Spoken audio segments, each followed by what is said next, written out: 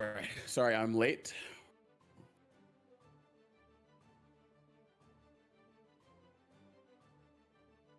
Okay.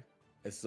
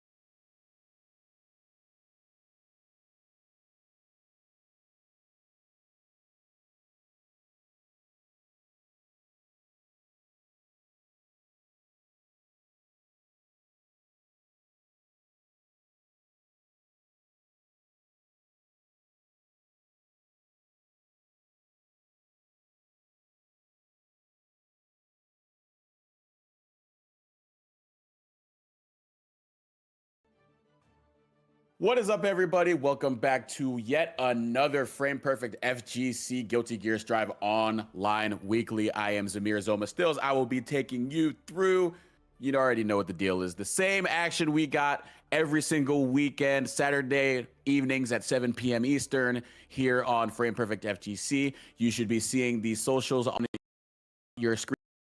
So before we get into today's games, and we have some good ones in store for y'all, please make an effort to engage with the socials.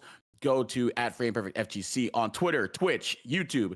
Like I said, everything on the top right of your screen. Go ahead, hit that up. Make sure that you are in tune with everything that they have going on, not just with Strive, but they also have Uni 2, DBFZ, Tekken, Street Fighter 6. They've got the work. So definitely make sure that you are up to date with everything that they are doing.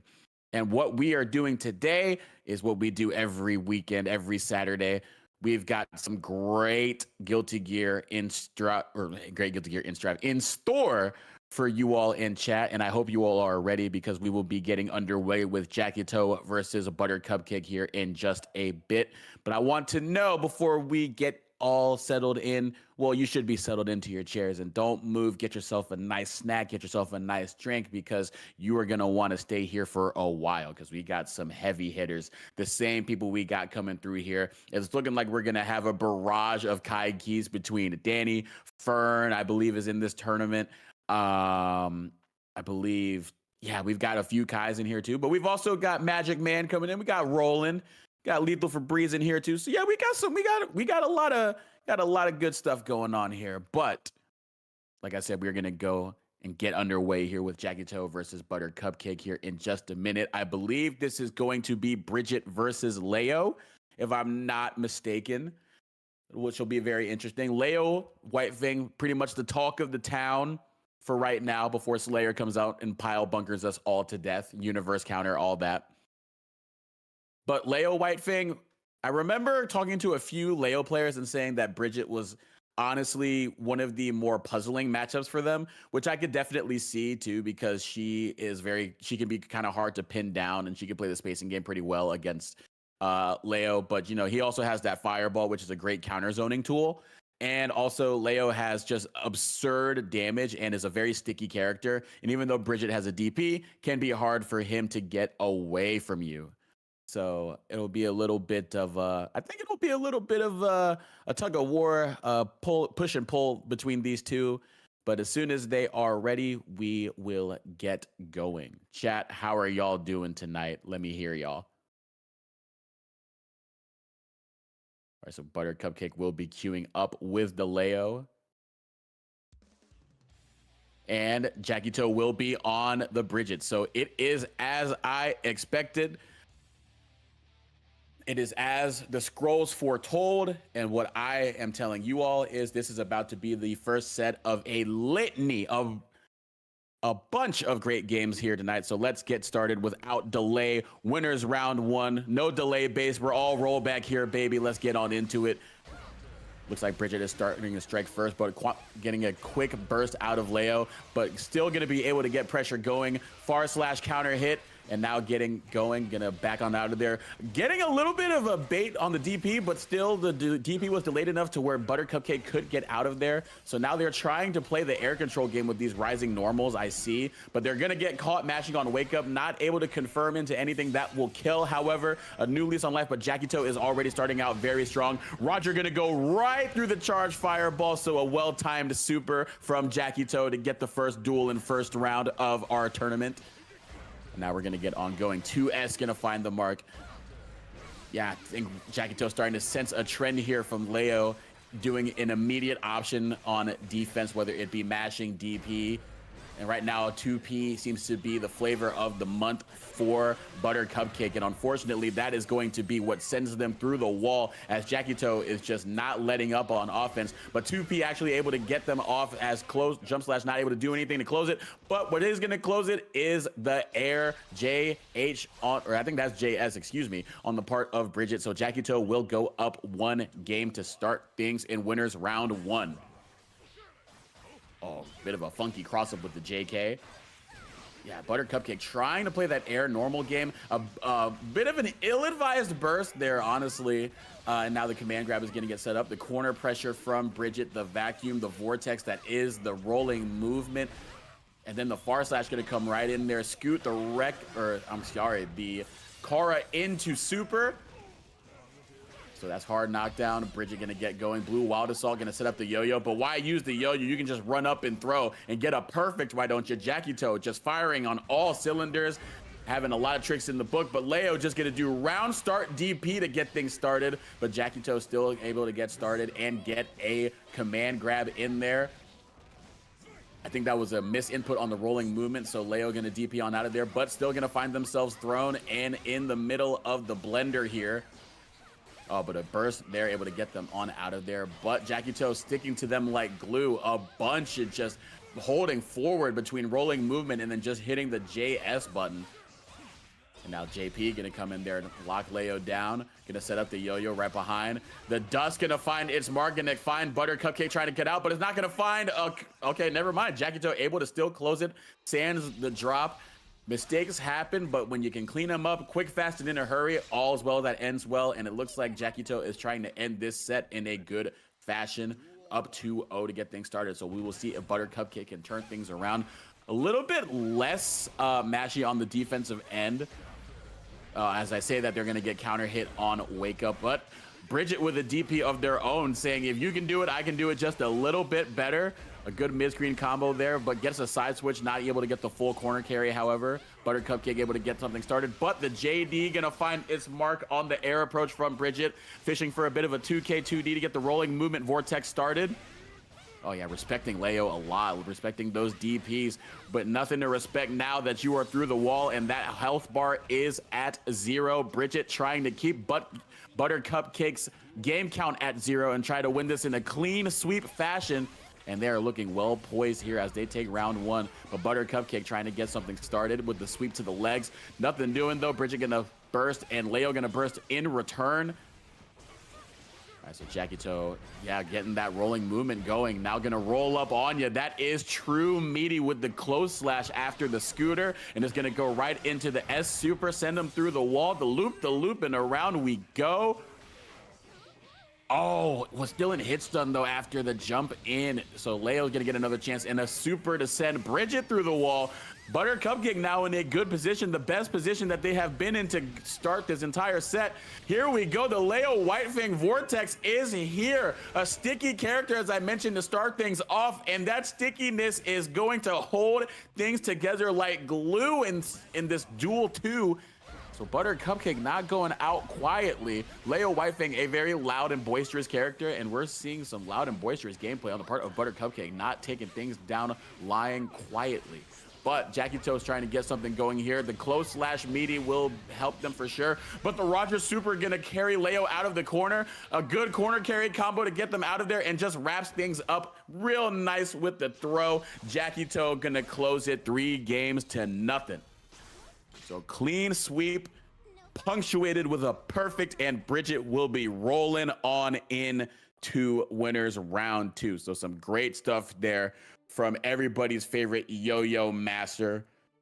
Butter Cupcake will have to play a few extra rounds in the loser side of bracket, but they are not out of it yet. I see the people popping off in chat for their beloved Butter Cupcake players. So don't go anywhere, folks. They might find a way to make themselves or make it through losers, and we might see them on stream later in the bracket. But right now, coming up, it looks like we are going to have, I think this is going to be Sesso versus Isus Loco 1.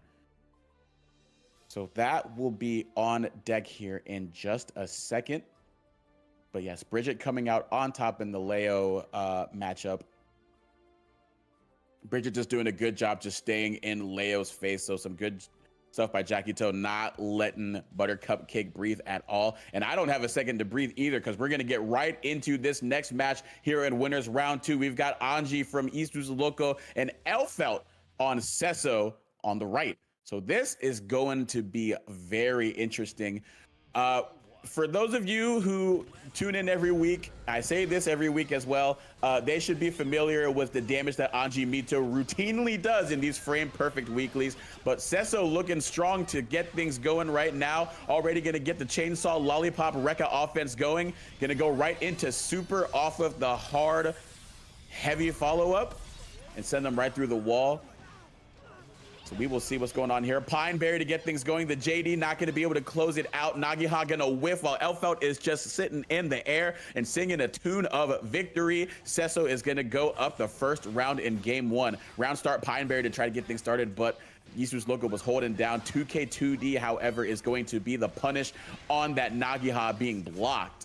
So now Elfelt getting started here. The overhead is just so hard to get her off of you when you don't have a DP, don't have a reversal. Anji's being locked behind 50 meter, and while that 50 meter is not there, Sesso just having free reign, but gonna use 50 of the burst gauge to try to deflect shield on out of there, but nothing doing. Sesso just remaining in the face of the man with the fan, and that is going to close game 1 of round 2. Good stuff from Sesso, and the Elfelt Valentine is going to scream their way onto the first point of the set, 1-0. All right, round start Pineberry, a very popular option for Sesso, it appears. But this time, Isus Loco 1 responding with a good counter hit, getting some good damage and prompting the burst on the part of Sesso. Oh, the Pineberry gonna proc the parry super, and it's gonna whiff as Elfelt just falls gracefully to the other side, and then carrying Anji all the way to the other side with the chainsaw lollipop Rekka and punctuating it with the super. Let's see what's going. Just gonna run on up there. Deflect shield is gonna create some space, but Elfelt being in positive bonus, still able to give chase and convert into a combo to take the duel. So here we go. Sesso just unrelenting with Elfelt, and that is, of course, the MO with the rushdown character, the Rekka character that is a true 50-50. You want to keep it going and force the opponent to at least try to respect you. We're seeing Isus Loco just very hesitant to try to mash on the reset from the Rekka pressure, and that's giving Sesso free reign and a lot of damage right there. And this time just gonna not even continue the Rekka, just gonna go straight into throw and get a perfect on the board. Sesso looking very strong here. It looks like Isus Loco has just been on the back foot this entire set so far. And they're gonna take a minute to breathe because Sesso and the Elfelt Valentine is just suffocating them. So trying to get a little bit of breathing room as we go back out to the lobby. Maybe a character selection that they are pondering to better deal with Elfelt.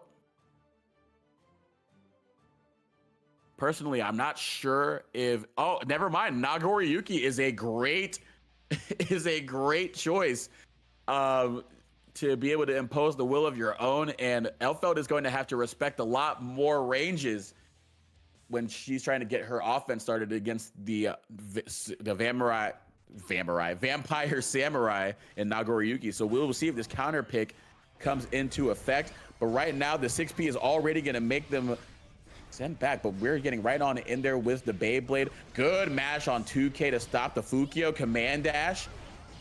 Oh, but the swipe at the shins And the swipe in the air, the counter hit. Nago already putting up some huge damage, but not going to be able to send them through the wall. Elfel going to be able to get on out of there, but nothing doing. Nago still being able to tack on some huge damage. Gonna pop blood, however. This is the worst possible thing. Loco was going in, going crazy, going loco, but blood popped at the worst possible time, and Sesso able to use that to their advantage, and Elfel able to take the round. So absolutely heartbreaking, and Sesso just not even giving Loco a minute to mourn as they are already in Nago's face. But Nago gonna try to get some breathing room with the burst. Not able to fully confirm off of that though. So now Sesso just gonna keep going in, and this is just absolute heartbreaker, but no room for heartbreak in the heart of the city. Nago gonna go right into the super one hit confirm, get some good damage on in there, but not able to get, oh, that is just unfortunate. Not able to get the dash approach that they wanted, and Sesso going to take advantage of the folly on the part of Isus Loco to take the set 3 games to nothing. So 2 sweeps to start things off for the weekly, 1 from the Bridget, 1 from the Elfelt. So Sesso going to move on into winners quarterfinals.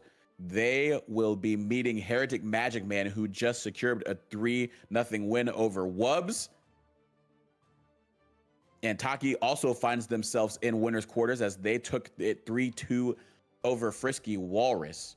So we are already getting winners quarterfinals figured on out of there. Noodle is playing Danny currently, and I believe we'll have, no, Lethal Febreze and Mako are playing right now, so we are pending to see who will be next up on stream.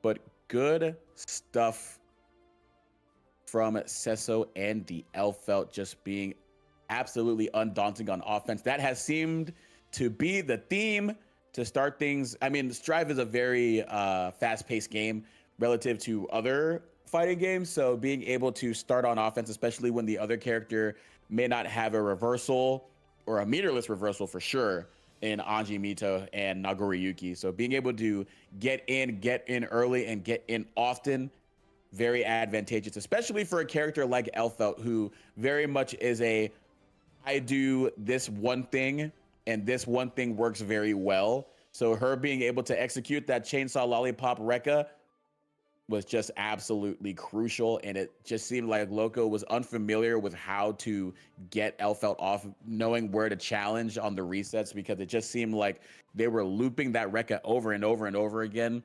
And I mean, if they're not going to challenge, you might as well just stay in their face for as long as possible. So we'll see if somebody else is going to be able to challenge Sesso as they run further into the bracket. Potentially, we could see Isus Loco try to get the run back as they will make their way through losers round 2. Sorry, losers round 1, pardon me. So we will see what all is going on there. So it looks like Magic Man and Sesso are going to play now.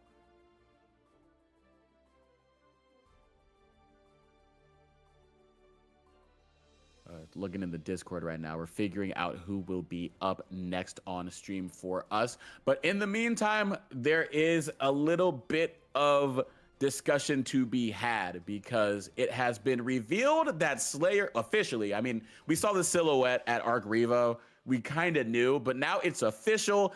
Slayer, the Dandy Vampire, will be coming to Strive at the end of May. So I want to know, y'all, how are we feeling about Slayer coming in? Are there any Rev 2 Slayer enjoyers in chat? Let me know. And if there are Rev 2 haters in chat, or Rev 2 Slayer haters in chat, also let me know, because I know from experience getting pile bunkered when I whiff my button as Biken is not fun. So it'll be interesting to see how that plays out in Strive as well. So new generation, we will see if that is going to be, if that's going to hold up in this game as well. We'll see. I'm actually pretty excited to see how Slayer looks. I think the redesign is pretty cool. The voice actor goes crazy. And the animations from what we've seen are really, really cool. So Jackie Toast saying Slayer's gonna one-shot everyone. I don't doubt it. That universe counter seems like it's going to go crazy. I think the first time we see universe counter pop at the first top 8 that Slayer makes at like a major, like if it happens at CEO later on and we see universe counter, there's going to be a huge pop off because people are going to be like, that's so hype. I don't know. We will see. But yeah, I think Slayer is, I mean, obviously we haven't seen anything. We don't even have I don't think we have the starter kit video out yet. If it is out, let me know. I don't believe I've seen it yet, but we don't even have that yet. So this is purely based on what we've seen from the reveal trailer. And I think Slayer has potential to be a very good character. For those of you who don't know about Slayer, he could do backdash cancels in Exerd Rev 2, which was very, very strong. And in this game, well, the difference between Exerd and this game is that in Exerd, you didn't have a macro. You couldn't assign a button to dash. So you would manually do backdash and then go into backdash cancel. In this game where you have a macro where it's just one button into the backdash cancel, that's going to be really, really strong. And SQ, the Ramlethal player, had a video saying that if BDC was a thing, it was going to be the last bit of Strive that they're going to play. So it'll be interesting to see how that plays out. I hope SQ doesn't get discouraged, and I hope that they do play some more Strive, because honestly, there ain't enough Rams in the circuit, so we got to figure that out. But we've figured out, in the meantime, who will be playing. Up next, it is going to be Fern on the left there, and we're going to have Techno Robert on the right. So I believe that is going to be Kai versus May. Very interesting, very interesting. Oh, no, maybe not the May. Maybe not the May. We're leaving the stall. What's going on here? Being thrown for a loop here. I'm getting mixed before we even go into the game. Oh, no, we're getting the May. Okay, so got hit with the same side mix-up from Techno Robert, but they will indeed be locking in the May.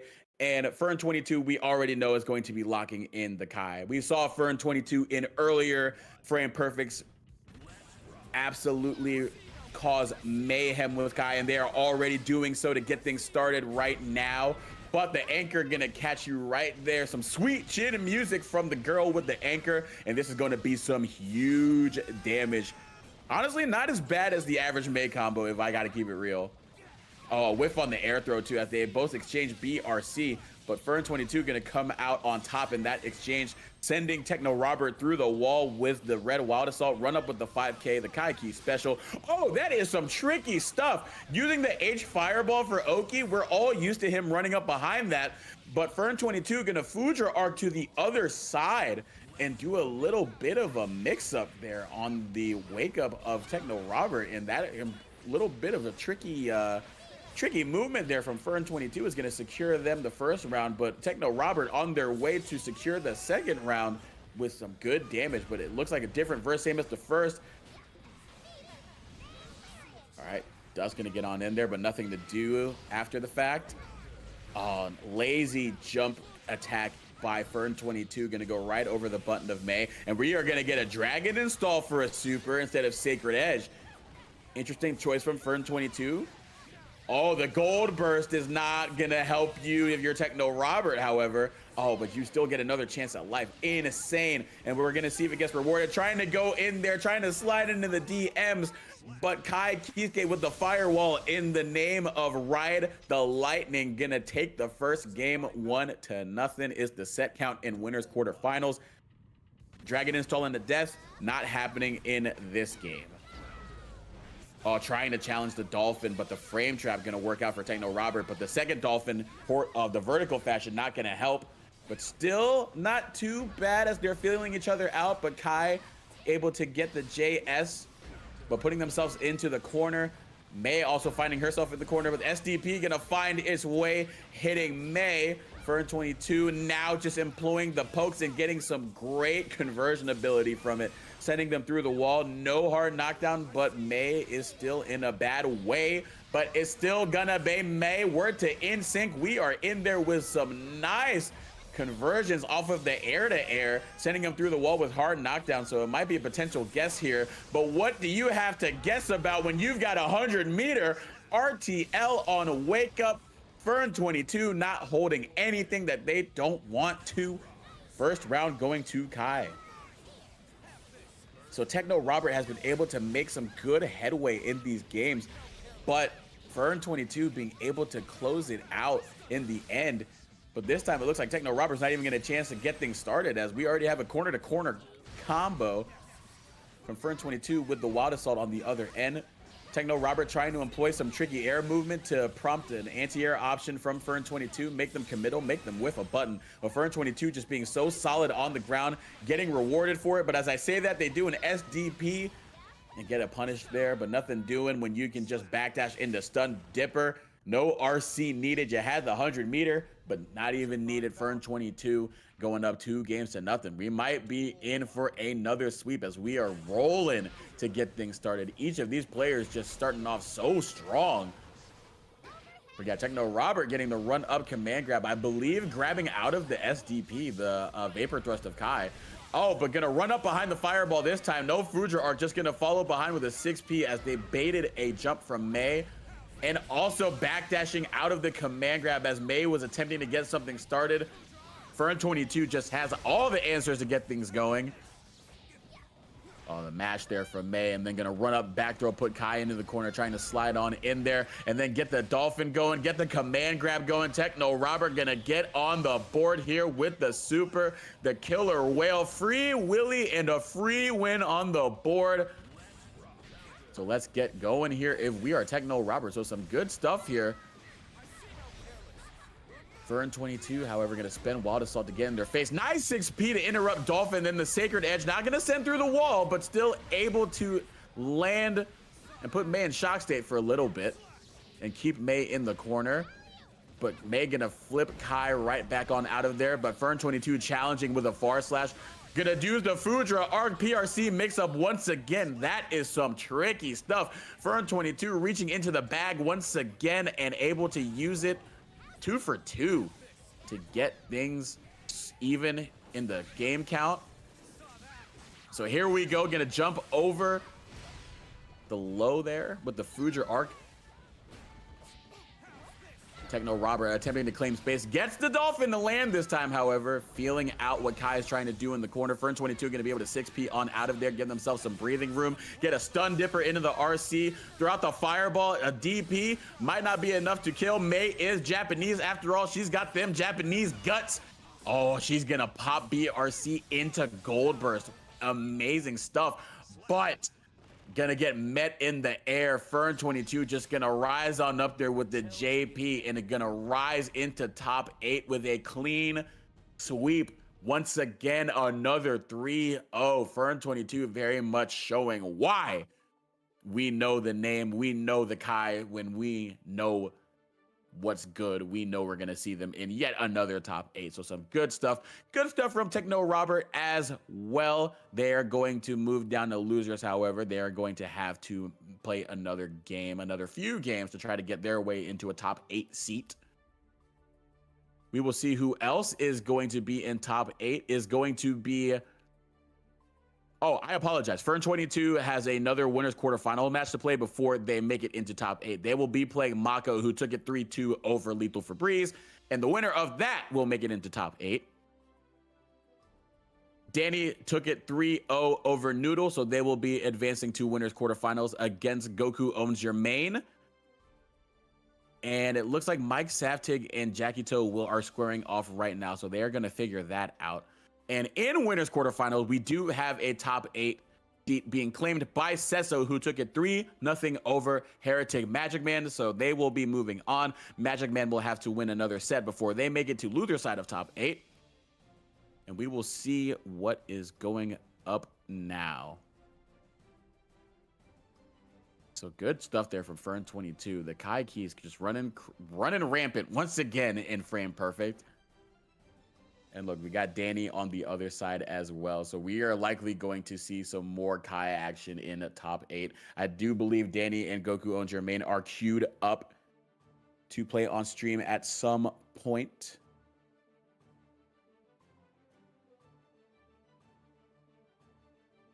So here we go. Looking at the Discord right now, they are figuring out who is going to be on stream. Coming up next. But some good stuff here. We've already seen 3 clean sweeps. So a bit of an overwhelming show of dominance from the victors of these first few sets here. Very interesting too. We've got flavors of all kinds. We saw a Bridget take it. We saw an Elfel take it. And we saw a Kai take it. So a couple of unconventional picks. Well, not unconventional picks, but ones that we don't typically see have such strong showings early in the frame perfect circuits.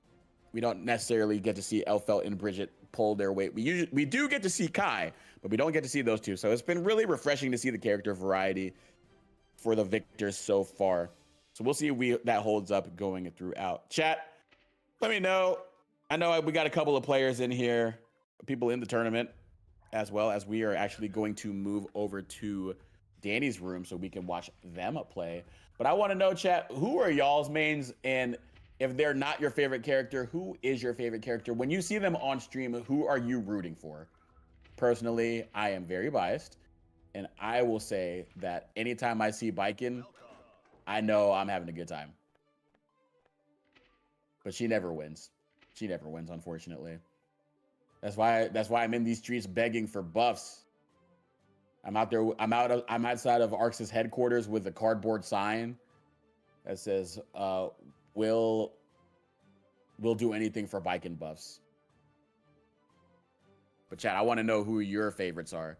As we move on in here, we are gonna have a frame perfect favorite, an online circuit demon, Dani Elmaza on the Kai Kisk.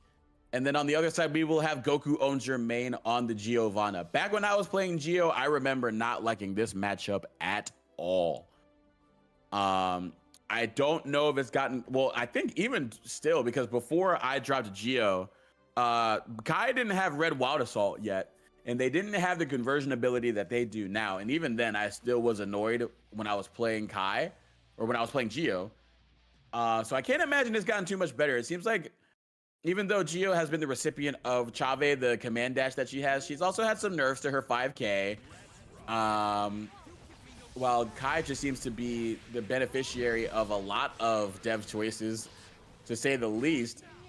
And Danny has certainly been taking advantage of that as they've been tearing things up. But we will see if Pup Girl FPS will figure it out. But right now, Danny is in the driver's seat to get things started. Nice block on the tap dust by Pup Girl FPS, but unfortunately gonna dash right into a far slash. Kai gonna use that to go into a combo to take the first round. Dani Elmaza already getting things started. So yeah, the tough thing for Gio is while she's very rushdown centric, Kai can be a threat at all ranges. And Kai has very good pokes that have been buffed as well as like in terms of frame data and conversion abilities. So it's very tough for Gio to get things started against him.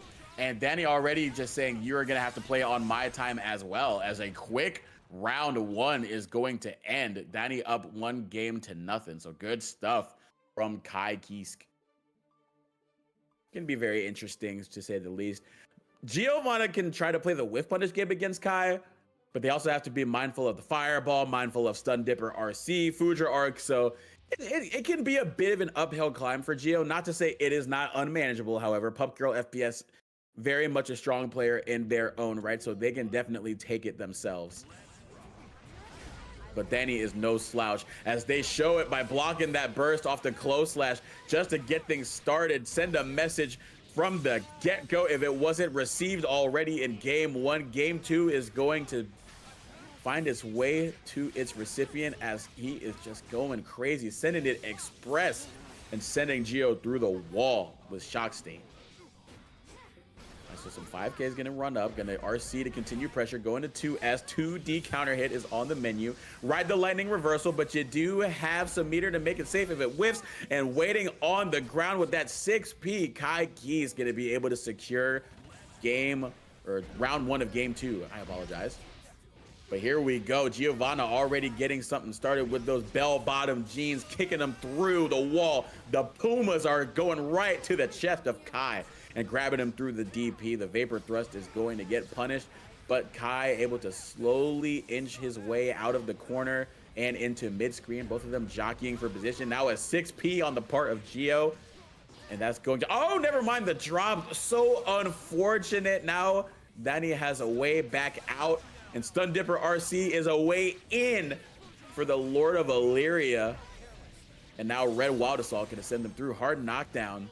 So Pup Girl FPS very much in a dangerous spot. Run up 5K. A couple of burst bait attempts by Danny, but the third one is going to work out. Second game secured. Patiently waiting for the expenditure of the burst gauge from Pup Girl FPS. And the third time is the charm, as they are able to use it and bait it and convert off of said bait.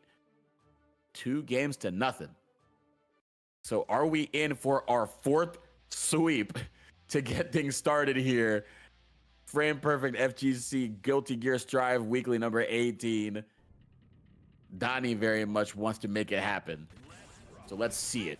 Oh, the run-up throw, the gumption on the part of Pup Girl FPS. Just doing another one from the empty hop this time from the Chave. 3 different flavors, but they're all vanilla, but a little bit of Neapolitan on the part of Denny El Mazik. The creamery is open for them as well, as they get the back throw into the corner to get things started. So yeah, 31 flavors, and they are all throw. And it's looking like it's all Kai to start things off in game 3. Gio was getting it going to start things off. The 3 throws going from the empty jump, the run up, and the Chave, but Danny is still remaining calm and composed and just still able to execute their game plan and getting their game plan started early, but gonna get burst on and send them into the corner. So 6P gonna find this mark. Vapor Thrust going to get Kai out of the corner. Oh, caught Gio mashing, unfortunately, after the close slash frame trap. Now Danny is going to push Gio into the corner. Pup Girl FPS gonna find the anti-air on the sweep. What a world we live in where 2D has anti-air properties like that. But Kai not phased at all. A couple of kicks to the feet and a Stun Dipper RC to secure another sweep. The 4th one of the night. This one going to Danny El Masa. So we got a couple of Kai Kisk sweeps. And we have some Kai Kisk enjoyers in the chat. I know you are very happy. And I am very happy that we have y'all joining us for Guilty Gear Strive on Saturday night. Every week these happen. So make sure that you are following the channel here, or subscribed if you do feel so inclined. It definitely does help the chat. It does help these people who put on just amazing events every single week, week in, week out, multiple days of the week. Also, make sure to engage with the socials you should see on the top right of your screen right now at Frame Perfect FGC on Twitter, on Twitch, and on YouTube. Make sure that you are up to date with everything that they are doing. Stay tuned with the action that they're putting on, not just with Strive, but Uni 2, Tekken 8, Street Fighter 6, and Dragon Ball Fighters. They got it going all the time. And join that Discord too if you want to get into the action as well. Definitely sign up. These are free to enter. You already see we have some amazing talent enter every single week. So get some games in against some of the best. Improve your medal, improve your work, improve your skills as a player as well through great tournament experience against some of the best players you will get to play against. And also, if you do feel so inclined, I think they do have a Nightbot command for this. So hit up the Matcherino as well. I'm going to see if I can do it myself, actually. Let me see if I can put it on in there. Yeah, there we go. Nightbot helping me out there. Check out the link for the Matcherino. Contribute to the prize pod. Make sure that these players get paid out for the work that they are putting in and week out here for Frame Perfect. Be generous of y'all, and it would be much appreciated by yours truly and everybody else at Frame Perfect FGC, as well as the players vying for that prize pool. So here we go. Gonna take a gander at what is going on. We're gonna have Mike Saftig versus Jackie Toe, I believe, coming up next. That should be a good one. Actually, no, we will have Mike Saftig versus Taki, I believe. because Mike Saftik took it 3-1 over Jackito, so they moved on. So I believe that was a Soul Bridget. That goes pretty much how I would expect Soul Bridget to go. And Fern22 gonna secure a spot in top 8 off stream, 3-0 over Malco with another Kai Kisk sweep. So we have seen a lot of 3-0s. I ain't gonna lie. And there was a 3-0, or actually a couple 3-0s in the losers round. I'll give you an update on those. Frisky Walrus will advance to losers round 2 with a DQ from Wandering Human. Lethal Febreze going to advance into round 2. Isus Loco also advancing, and Roland taking it over Butter Cupcake 3-0. And in round 2, Isus Loco took it over Hey It's Wubs 3-0. So they are patiently waiting for their opponent, who will be the loser of Mike Saftig versus Taki. And Roland and Noodle will be facing off in losers off stream, as well as Lethal Febreze versus Techno Robert. So those are all going to get squared away while we figure out Mike Saftig, who's going to be on the Kai Kisk. So again, Kai Kisk enjoyers, y'all got to be loving the buffet. Y'all got to be loving the smorgasbord. All the same dish. But if you like the dish, why would you complain? So we are going to see Mike Saftig on the Kai, and I believe see what Taki comes in here with. I've been surprised by some of these character choices so far, so who knows? We could get a Kai Ditto at the end of the day. Who knows? Who knows?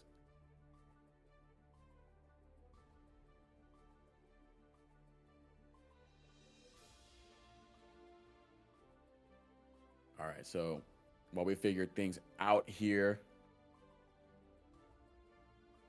we're going to take a gander at who we have in top 8 right now. Just a quick refresher. Donnie and Sesso are going to be top side of winners top 8. They will be facing off on stream in a jiff. And Fern22 will be playing the winner of this game. So those spots in top 8 have been figured out.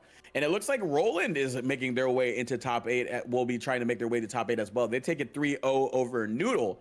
And they will be facing off against Mako for a seat on top 8 loser side.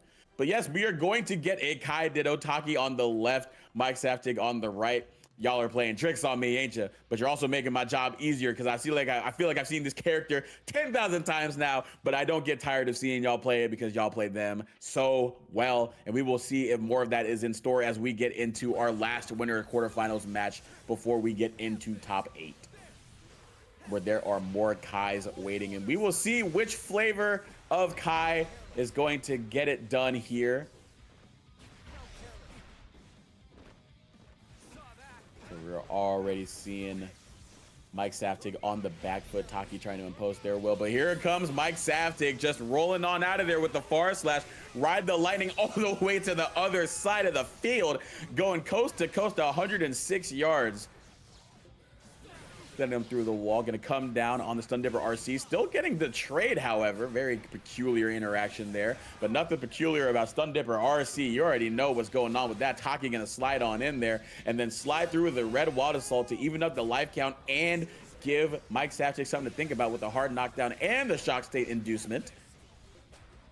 So Mike Saftig trying to run on up there, trying to get a dash block going. Oh, a bait on the burst. I respect the choice. If you didn't do it, you were probably going to eat lead, but you still felt the shaft of the sword. Taki going to take the first round in game 1. But Mike Saftig getting things going here. Going to run up with the throw.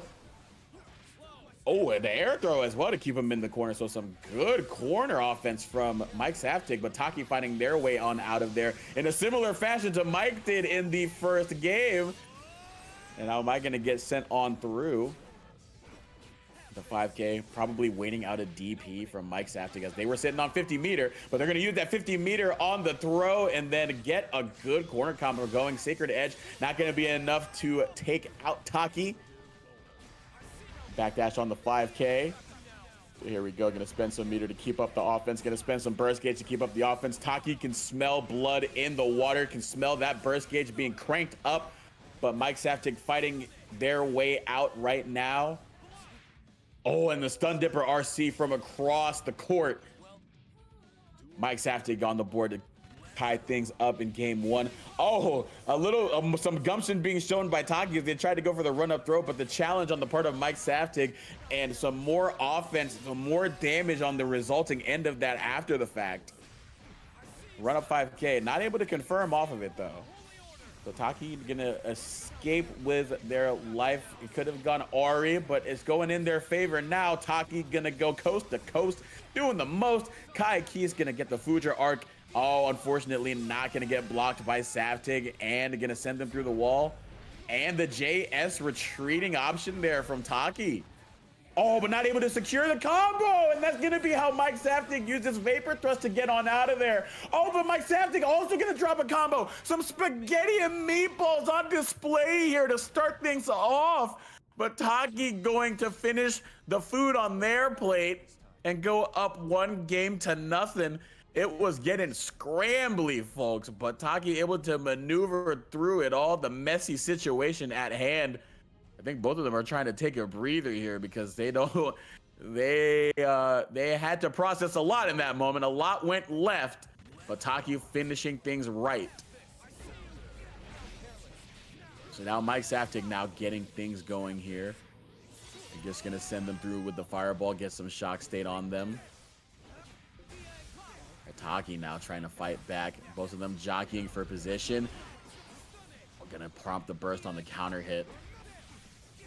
I think very well placed too. There's gonna be some huge damage on the table if they let that rock. And Taki is just letting it rock with the Stun Dipper RC, keeping it on block. And just running up after the Fudra arc, getting the throw going. The H Fireball Oki. Mike able to block the dust and also able to jump out of the throw. Can we get a side switch? Yes, we can, but we cannot finish the combo once again. Mike Saftig still able to close things. Oh no, still, I keep jinxing them. I need to stop saying that before they can fully close things out, but Mike Saftig is going to confirm or close things out with the 2K. Oh my gosh, I feel like I'm jinxing them at every turn. Just so many inopportune drops, but this time Mike Saftig able to still make it work. Fudra are gonna push Taki into the corner. Taki trying to run up and throw, potentially trying to throw Mike Saftig in the corner. Mike Saftig gonna respond in kind, another air throw. These throws on deck. Another throw, but this time from Taki. Just an exchange of some hugs between the two. A red wild assault. Oh, the Fudra arc I think might have been trying to bait a throw there, was it? That wrist gauge was getting cranked up. Stun Dipper not going to be confirmed off of, but that close slash bounce. Oh my gosh, just falling out of it. It's just every single way that Taki can fall out of Mike's combos is happening. But Mike's still able to close out game 2 to even the set. So we don't have a sweep on board, folks, but Kai will still win. So, you know, nothing out of the ordinary to start the day off, but we're gonna see which one it is. It is really funny too, because Mike Saftig actually more known for playing Soul Bad Guy. They have the Soul variant of Kai Kisk, so I think that's a pretty funny nod to the regular main there from Mike. I'll have to ask them after the fact what made them want to play Kai in this tournament rather than sticking with the Soul Bad Guy. But it's looking like it don't matter, Soul or Kai, whichever one's on the box. Mike Saftig is trying to be on the offensive end, and they're doing a good job of it to get things started here. Trying to bait a burst, but Taki holding on to it. Whiff to throw, but not going to get punished with that far slash, just being slightly out of range and slightly out of time. But Mike Saftig right back in there, sending Taki through the wall. Oh, the dash block. It looked like it was going to get a little scary there for Mike, but Taki still able to get things going there with the Dire Eclot. Oh, the Stun Dipper RC from Mike. Again, sending it from downtown. Such a, I mean, that's a move you got to respect at most ranges, anywhere on the screen. Kai can just do that. And you would think Taki would be, I think Taki knows all too well the strength of Stun Dipper. Oh, Fudra Arc gonna snipe Taki out of the sky. Mike Saftig just getting all the interaction wins that they need. Sacred Edge to send them through the wall. Hard knockdown. Shock State is on the menu. This time, oh my gosh, I almost jinxed it again, but they still fell out of the 5K combo. Taki now able to get something started here. The beneficiary of a little bit of spaghetti from Mike. And Taki taking full advantage right now, gonna try to finish their own combo and finish it with a red wild assault. They will. Look at that health bar, man. It was there a second ago, it ain't there now. Oh, Mike's after opting for the hero burst. Sacred Edge gonna be opted on. Red to lightning. We were just throwing out some meter, but some more meter being used there. Trying to get the strike throw game going with the close slash, but nothing doing. The far slash from Taki is going to get things done and even things out of here. So the hero burst not rewarded. The hero on the other end in the true colors of Kai Keith, the King of Illyria, is going to be the hero of the story. Or if Mike has anything to say about it, and it looks like they do to start things off here. But the FD gonna push Taki out of range of the Dire Eclot, and that spacing is going to help get things started, but Vapor Thrust is going to be the answer from Mike. Full combo there, and the the Fudra Arc. So here we go. Oh, Stun Dipper RC gonna catch the JH. Taki now getting things going. Red Wild Assault. Run up with the 5K. Not going to find the spark despite the criminal activity of the move. Fudra Arc getting blocked and Vapor Thrust going to be employed. Might have been going for a side sweep, but not able to get it going. So YRC on out of there is Taki's response. Oh, great. Just block. Oh, but not able to bait the burst. Another opportunity. Oh, but not wasting any opportunity to just run underneath the air fireball from Taki. Close slash gonna bring Kai back down to earth, and the other Kai, the imposter, some might say, or maybe just trying to show some love to his brother in arms, Soul Bad Guy. 2-1 lead right here for Mike Saftig. 1 game away from making it into top 8 winner side. This the defeat of your voice on the drops. I know Mike has to just be at some point shaking his head, but still, they are still very much in it as we're trading fireballs here. What is happening? This is Kai Keys Gaming. That's what's happening. All right, we got a burst on screen here. Oh, the Fudra Arc over the Stun Dipper. Here we go, the Stun Dipper, but not able to get the full connection on it. Call dropped there. Call dropped once again. I think we got some Bell South going on here. No disrespect to Bell South, though. They were a great company while they were around. But Taki trying to be around for a couple games more as they're trying to get the Game 4 victory to force a Game 5. Dust is going to get blocked, trying to get the strike throw going, but Mike Saftig once again jumping on out of there and able to block the Vapor Thrust. Can they confirm it into a kill? It looks like they will. SDP going to send Taki through the wall, and Mike Saftig in prime position to be in top 8 winner side and meet fellow Kai Fern in a Kai Ditto. All right, so here we go. Now Taki trying to be the one to receive the Kai Ditto invitation. The just block on the Stun Dipper RC, but nothing doing. They had RC behind it. Oh my gosh, look at this combo break. Some good corner carry, even though it couldn't get the wall break, but still some great stuff there. 5K pushing them all the way into the corner now, but now Taki fighting their way on out of there. Red Wild Assault into the throw bait, but nothing doing. Mike Saftig remaining solid on defense, holding down back. So good patience there. And it's getting rewarded as Mike Saftig's been able to inch themselves and inch Taki into the corner. Oh, close slash waiting on the other end and barring a drop, which I don't believe is going to happen as they go straight into the aerial ride the lightning. Mike Saftig is going to advance 3 games to 1.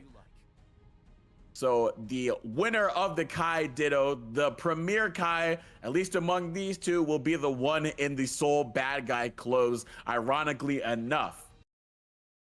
But good stuff from both players.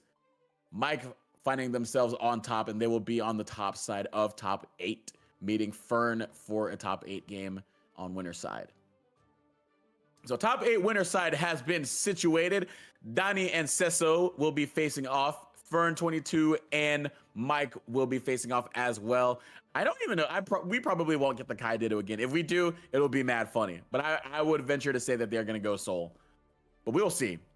So let's see who else is going to be making it into top 8 on loser's side. Roland, I don't know if I mentioned this already. Roland making it through with a sweep over Mako, 3 games to nothing to make it in the losers top 8. And Goku owns your main Pup Girl FPS with the Geo taking it over Lethal for Breeze in a 3-0 fashion as well. So those 2 seats in top 8 have been taken. So the other 2 are going to be dueled out between Taki Isus Loco in one game and Heretic Magic Man and Jackie Toe on the other game. So we are going to have those figured out. But I think what we are going to start with is Donnie versus Sesso. So we may have to move over to Donnie's room. But I think we were going to be in line for Kai versus Elfelt.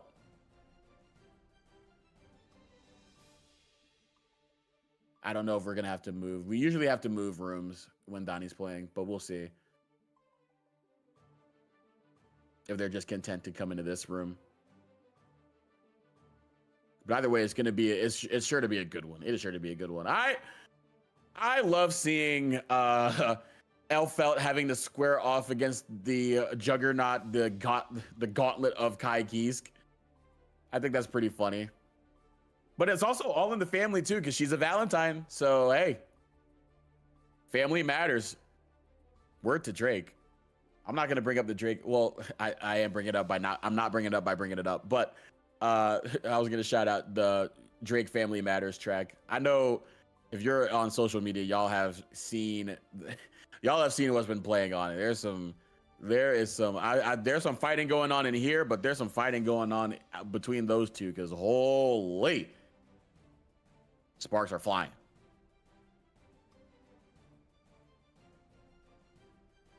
We're gonna figure it out right now.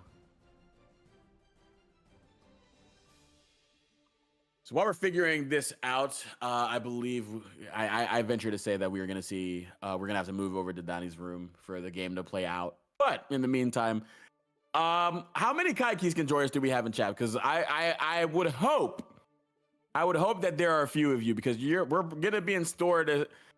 We're more than likely gonna see them throughout the rest of the tournament. So do we have any other Kai Keys enjoyers in chat? Do we have any Kai mains even? If they don't even enjoy the character, because sometimes I feel like Kai players don't even enjoy playing their character. But no disrespect, but yeah, I definitely do hope that you guys like Kai, because we're gonna be in for a heaping help full of them going forward. Because we got Donnie, we got Fern, we got Taki, who is trying to get in the top 8 on Luther's side. Mike was playing Kai, so yeah, it's gonna be interesting. It's gonna be an interesting rest of the bracket here.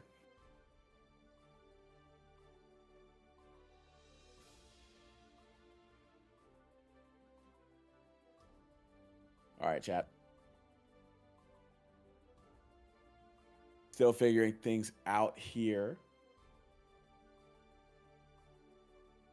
While we're having a little bit of downtime, I would like to remind y'all to follow Frame Perfect FGC, the channel right here, to keep it locked with everything that Frame Perfect is doing. I mention it all the time, but look, it's not just Strive, it's Uni 2, it's Dragon Ball, it's Tekken 8, it's Street Fighter 6. I was actually just in the Street Fighter 6 bracket not too long ago, a few days ago. I didn't do too well because I don't play the game enough, but it was fun. It was fun, and I think having fun is, cheesy PE teacher voice. If you had fun, you won. But yeah, it was a fun time, and they ran it really well. So also shout out to Crispy Tree. I believe it was their birthday recently. One of the TOs for Frame Perfect. So shout out to them, and thank you very much for both having me on to help you commentate these events, as well as running a good bracket each week. So shouts out to them, and shouts out to all the TOs. Shouts out to Klepto. Shouts out to Biscuits. Shout out to everybody shout out to everybody on the Frame Perfect team, because they're doing some good stuff. But it looks like Donnie is going to be trying to employ some good stuff, some patented Kai Kisk stuff. Actually, no, they're leaving. Okay. Yeah, we might be leaving to their room.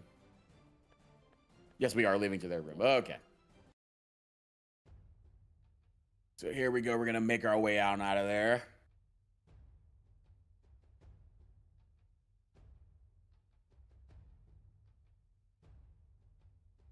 as we proceed.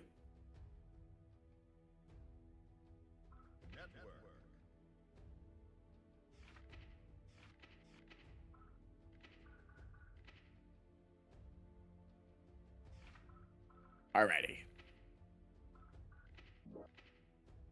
So we're going to get things going in just a second. Kai versus Elfelt. Daniel Massa versus Sesso. Keep it locked here. Don't go nowhere because it's going to be a good one. So yeah, I do believe, at least as far as I've commentated, I do believe that this is the first time that we have seen Elfelt make top 8 here. And Sesso has been, showing us why Elfelt is nothing to sneeze at. We don't see a lot of representation in later parts of bracket for Elfelt, but look, that Rekka offense is suffocating. It is very hard to get her away from you, and Sesso has done a great job of sticking to the opponent and imposing that Rekka offense, making it their problem. But we'll see if Danny has an answer to it. He is a connoisseur, a purveyor, an enjoyer of the good vapor thrust, so we'll see if they'll use that to disrespect any of the gaps or the pressure resets that Sesso goes for. But we're gonna get things started right now. Sesso already going to get some good corner carry there. Take the car out the shop, 214K to send them into the corner. Oh, the whiff on the 6P. Kai on the ground, touching the legs right there. Sending them right on through, so Sesso gonna have to guess on the 5K activity. Nothing doing though, just gonna run up and throw. Can't hold down back forever against Donnie. He's sniffing it out. So we are up round 1. Oh, the 6P trade through the fireball. That is some crazy stuff, but what's not crazy is that vapor thrust from Donnie finding its mark. Again, like I said, very good stuff from Donnie using the reversals at the right time. Oh, the trade conversion. What is this? And yeah, Sacred Edge is gonna do it. Elfelt is not the tankiest character in the world, so the trade conversion going in Donnie's favor, and it's gonna enable a big damage combo. So yeah, that's how Donnie is going to take the first game of the set. Wonky interaction there to get things started. And Sesso gonna hop right back in with the Elfelt. So we're just gonna run it back in game 2. So yeah, like I was noting, it was the MO for Sesso throughout the bracket run so far has just been get in early, get in often, but Donnie not making that easy. Like, look at that, interrupting the round start Pineberry using the retreating JS. That was some good stuff from Donnie. Just seeming to be keenly aware of the options that they're going to want to go for, but a little bit unaware to Sesso baiting out that DP. And now Sesso trying to get things started. RC, Pineberry just going to jump on out of it. However, with the JS, does Donnie some good stuff there. Oh, yeah, Rekiel going to get things started. And building RC just in time to close out the round with the conversion. Good stuff from Sesso to get on the board. Oh, the far slash poke doing wonders for Danny to get things started. Oh, that vapor thrust is not going to help, however. So now we're going to get some good damage from Sesso and a blue wild assault to send them through the wall. Hard knockdown. Going for the lollipop chainsaw to get things going and baiting the burst. So Sesso is going to respond in kind with a dominant game 2, evening things out, screaming into the heavens that they are here to give Danny a set. So there we go. Good stuff there from Elfelt and Sesso. Yeah, Danny definitely probably not opting to switch to anything else. I mean, Kai is what they know, Kai is what they do, and Kai is what they are going to lock into game 3 with. So once again, another run back. But it was good knowing, or it was good noticing from Donnie, they are being keenly aware of the opportunities that they can challenge, opting to jump JS out of Pineberry, opting to try to S Vapor Thrust between the Chainsaw Lollipop Rekka. And then also doing the 6P on the fireball there to dispel that aspect of Elfelt's game. So Danny does have, or he is showing that he knows some things to do that are key in this matchup. And it's rewarding him a lot more in game 3 than it is in game 2. As we get things started there, Dire Eclot, Elfelt trying to dash block on out of there, but still gonna find themselves in the range of the poke. and Donnie going to secure round 1 of game 3 to get things started here. Run up throw, post to Frudra arc. Yeah, Cecil holding down back, but using 5K to try to mash on out of it there. Still finding themselves in the corner, going for a just block and then mashing on out of there. The dire E-Clot gonna counter hit, but Danny not gonna do anything with it. Trying to bait a throw, not able to bait the burst. However, Cecil gonna try to get on out of there. Throw out a couple of grenades at the feet. Oh, but what's gonna catch the feet is the far slash into the stun dipper RC. Is this going to be enough? Ride the Lightning is going to hit, and it's going to put a win on Donnie's column, 2-1. So both players just throwing haymakers to get things started.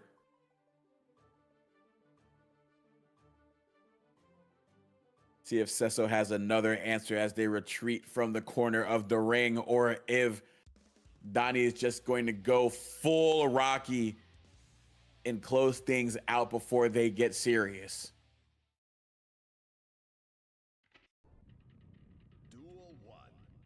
It's been a minute since I've seen Rocky, by the way.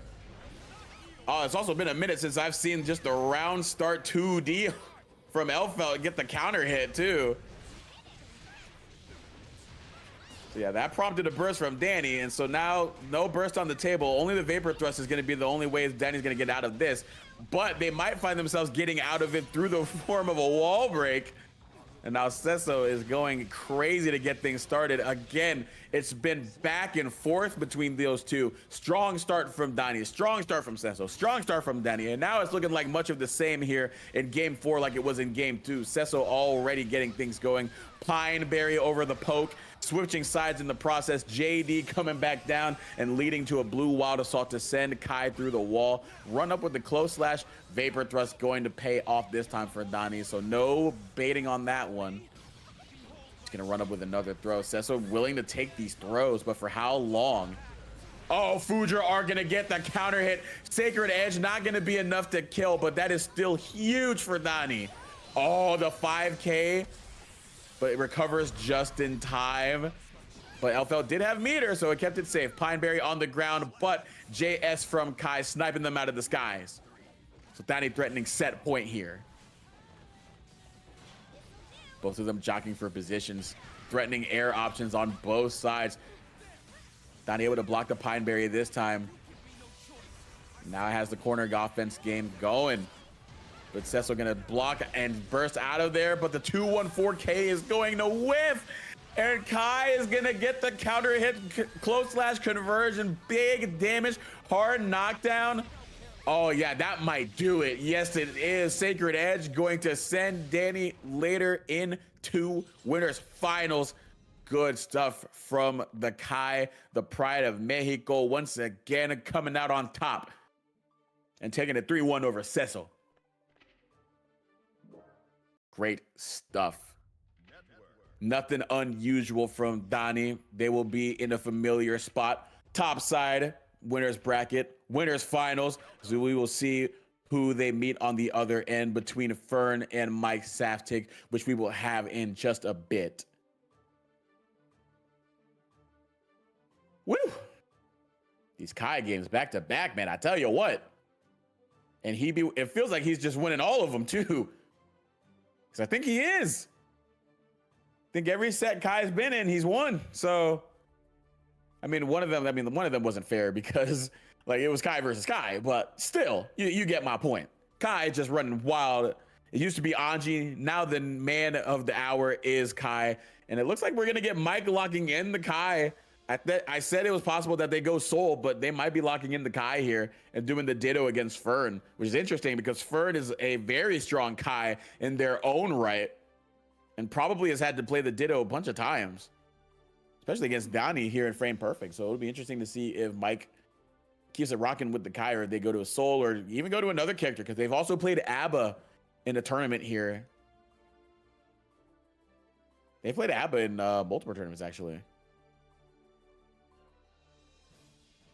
Klepto saying at least 4 Kais so far in top 8, I think. Let's see. Let us count the Kais. Donnie, Fern, Mike, and if Taki makes it, yeah, that would be 4. Unbelievable. Unbelievable. So that game, Taki actually playing against Eastwood's Logo right now. And that's going to see if we get a fourth Kai. But we do know that Heretic Magic Man is going to move on as they take the clean sweep over Jackie Toe 3-0. So they will be in top 8. So the first game of losers top 8 is happening right now between Pup Girl FPS and the Geo and Heretic Magic Man, who I believe is playing Happy Chaos right now. Not entirely sure, but that's what I know them for. And we're going to see who Roland is going to face off against in a second when that match shakes out. But like I said, we're going to see who is going to meet Dani in winner's final between Kai and Kai. Fern22 versus Mike Saftig is on deck. So folks, don't go nowhere. It's going to get started here in just a sec. I believe Fern may be double bracketing. I'm not entirely sure.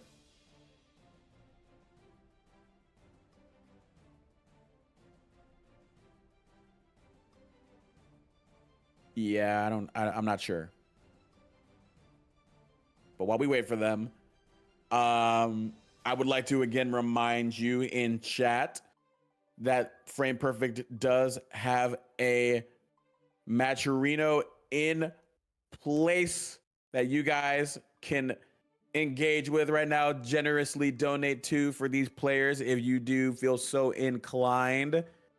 Just put the command in there for Nightbot to show it to y'all. So if you want to reward these players, give a little bit of money to them.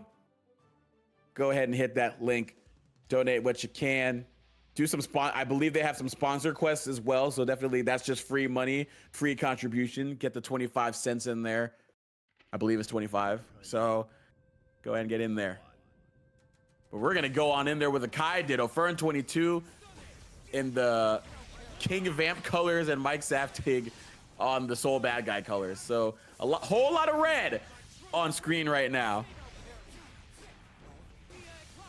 Oh, the just blocks. Oh my gosh, just the disrespect on the run up after the minus frames. Fern22 just letting the Vapor Thrust rock. So we are already setting a tone here to get things started. Oh, the just block on the Dire E-Claw, but not gonna get the punish after it. Oh, there we go. Fern22 is just already saying they want none of this. They don't want none of the Ditto. They're going to make Mike switch to that Soul quick, fast, in a hurry. But Mike Saftig said, wait a minute, let me tell you something. Let me tell you something about your character. Let me send you through this wall real quick. My Kai commands respect. Yeah, the 6P into the Dire E-Clot. Vapor Thrust, but not able to finish the combo. Unfortunately, drops have been a theme for Mike in the run.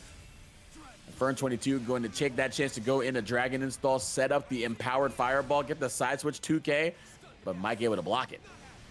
Oh, Vapor Thrust. I like the attempt. Gonna pop the Hero's Burst, probably just inspired by the Dragon Install, trying to make it happen. Oh, the delay, the air stall with the air spark. I like that. And the JS on the other end.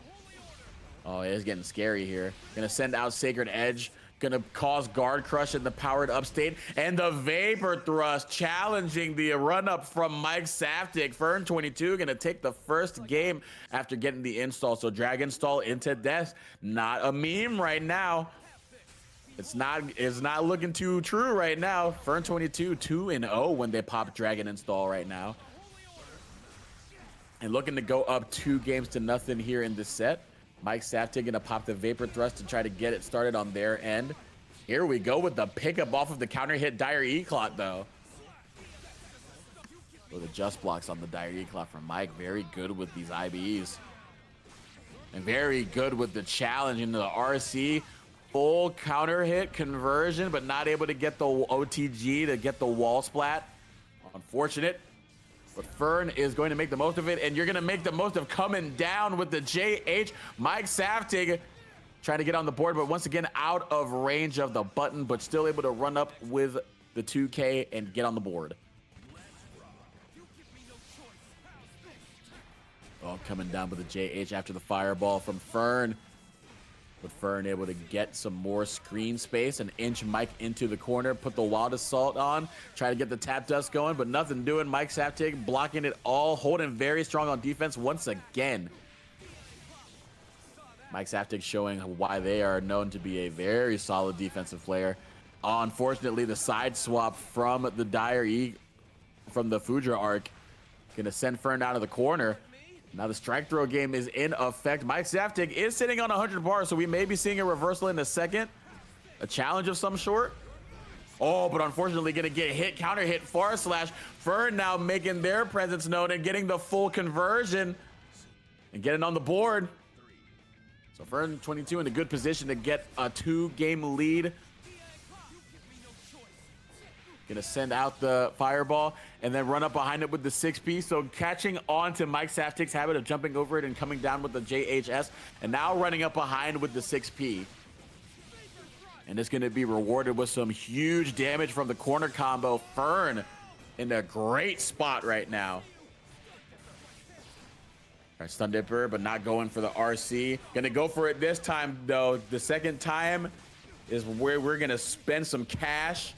And we're going to spend some of that burst gauge as well. Get in the wild assault through the wall, get the hard knockdown. But not going to, maybe out of respect of the DP, not going to run up and get a 5K or anything. Oh, Fireball War, a bit of an exchange, but going to fall right into the loving arms, or unloving arms, however. Fern 22 meeting them there with a close slash counter hit. And game 2 is theirs for the taking. All right, so here we go. Game 3. Set point here for Fern. Oh, again, trying to do something alluding to game 1, going with the S Vapor Thrust on the minus frames, but this time Mike Saftig being keenly aware, just waiting a little bit before taking their turn back.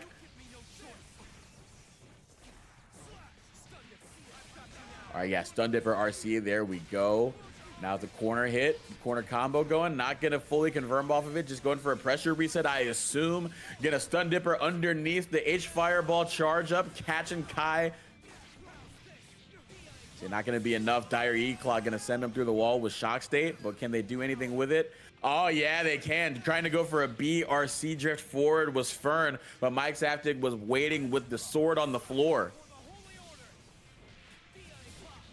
Yeah, again, similar interaction, the adaptation paying off for Fern, setting up that fireball, waiting for Mike Saftig to come down with JH and then 6Ping right behind it. And looks like it is paying off in droves. Oh my gosh, a little bit of fanciness, why don't you? Garnish up your plate, get some basil on it, the oregano. What else you put on those mashed potatoes, son? That's going to be some fancy feast there as they are eating to get things going. The perfect from the crazy corner to corner to corner combo from Fern. All right, yeah, Stun Dipper RC, nothing crazy about that. Nothing unfamiliar about that. So Mike Saftig gonna have to spend the burst because things are getting dire. Oh my gosh, yeah, the overhead spark is gonna catch him. And that is going to be how Fern 22 gets a clean sweep in the Kai Ditto. So emerging victorious as, once again, proving themselves the superior Kai in the Ditto. They've done it in earlier iterations of Frame Perfect. They do it once again. And they're going to have to do it again against Donnie in Winners Finals as they advance. Mike Saftig going to be sent down to losers. So that was a Kai Ditto.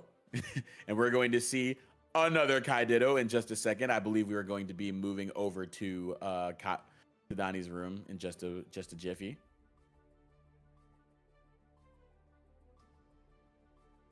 As these two face off time and time again, it seems. They went 1 and 2 in a previous Frame Perfect with Donnie coming up on top. We'll see if it happens again or if we are going to get a changing of the guard. If Fern is able to dethrone Donnie.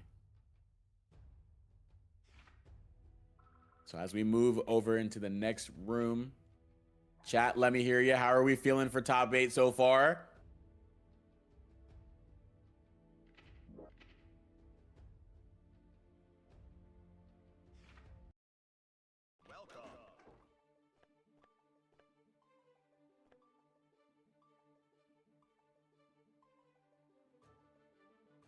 Oh, it looks like they actually have another game going on right now.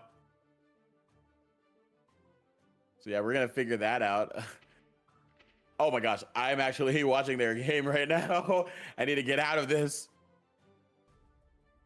Yeah, I think Donnie is double bracketing at the moment. uh that's funny. That is funny. So let me see if I can get out of here. I don't want to be watching this. This ain't frame perfect action.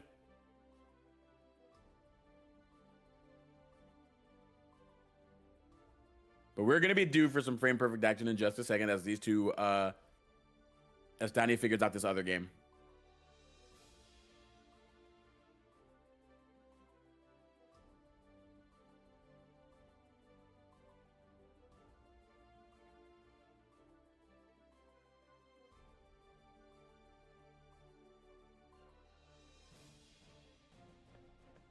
Ooh, had to take a swig there.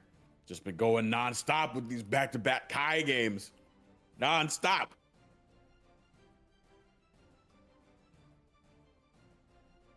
Woo.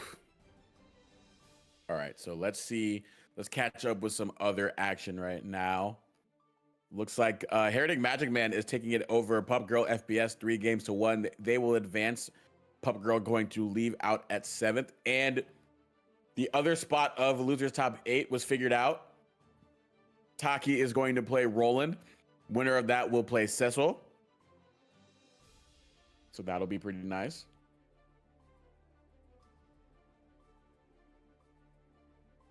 So Mike Saftig and Heretic Magic Man currently squaring off right now.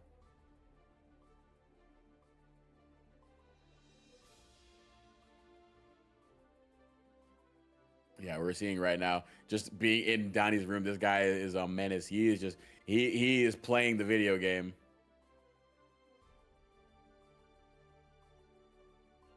Seems like every chance that they get, they are just trying to run the sticks.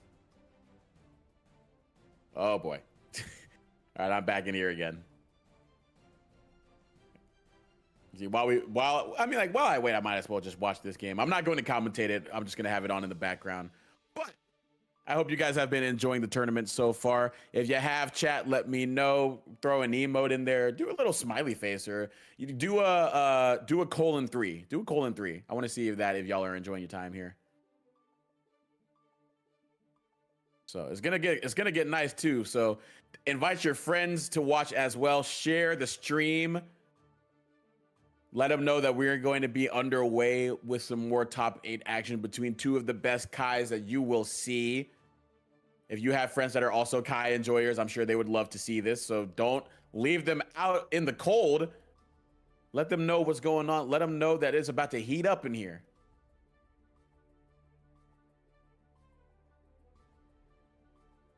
So Ferns made their way into this room as well. So we are waiting for them.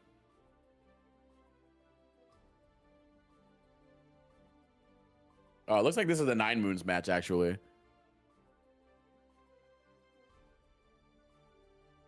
Interesting. I don't know how people double bracket.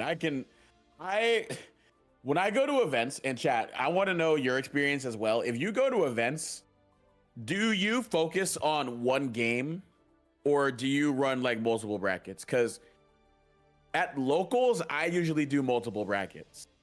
I'll do, like, my big 3 right now are Guilty Gear Strive, of course, and then Grand Blue Fantasy versus Rising.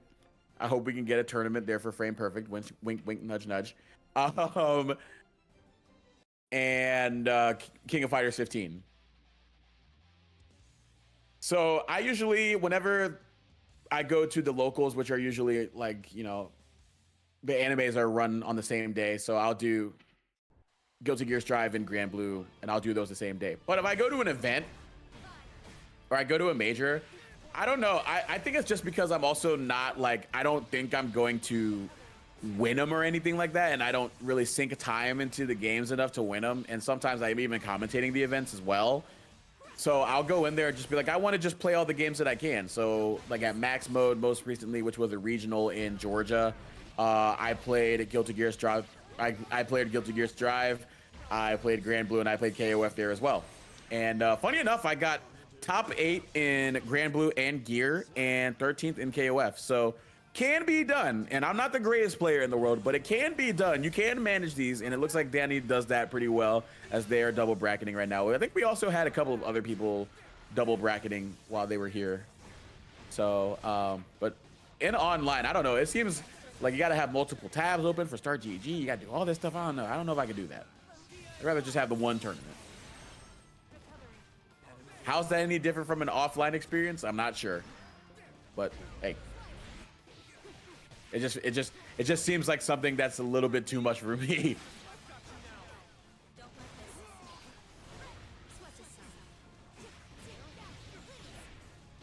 But yeah, let me know if anybody in chat has had any experience doing double bracketing when they're in online tournaments. Let me know if it was easy, was it hard, like what was easy about it, what was hard about it, like let me know. I'm very interested. Would I do it? Probably not. Probably not. I would much rather just like I said, I'd much rather just have the one tournament. Even if I just go 0-2, I'll just be like, all right, well that was my night, and I could just go do something else. But I understand a lot of these, a lot of y'all Guilty Gear players, y'all want to play the game whenever possible, and I respect that. I respect that. I'm not saying that is wrong. I respect it. I just say that I'm basically just saying that I'm not built like that. So that's why I'm not gonna be. That's why I'm not in this top 8. That's why I'm, you know, the commentator, the typical commentary line of. That's why they're down there and we're up here. So yeah, mad respect to those of y'all who can find a way to navigate the double bracket.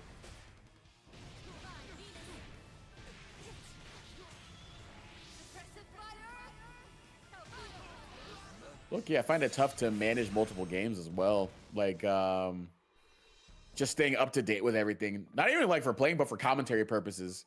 Because I think sometimes you'll catch me saying a Grand Blue term while I'm commentating this, and if I'll play, and I'll say like / if I'm watching Grand Blue bracket or KOF bracket. It's kind of funny how that works. So having to juggle multiple games can be tough too.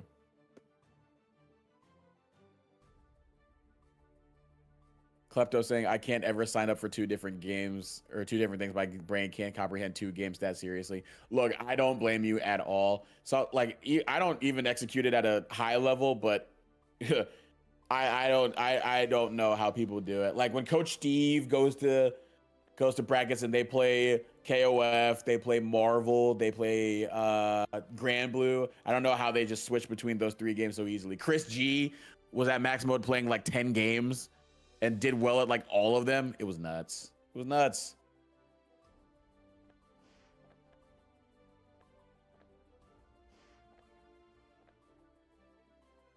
All right, so yeah, there's a lot of cooks in this kitchen right now. Trying to figure this out. What is happening?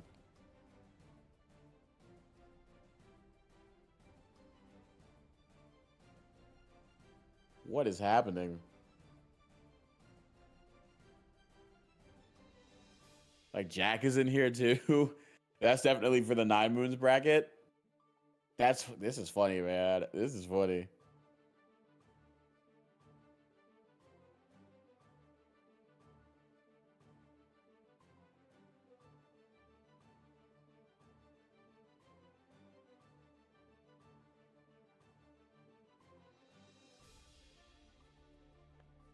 This is crazy. This is the double bracket experience, folks.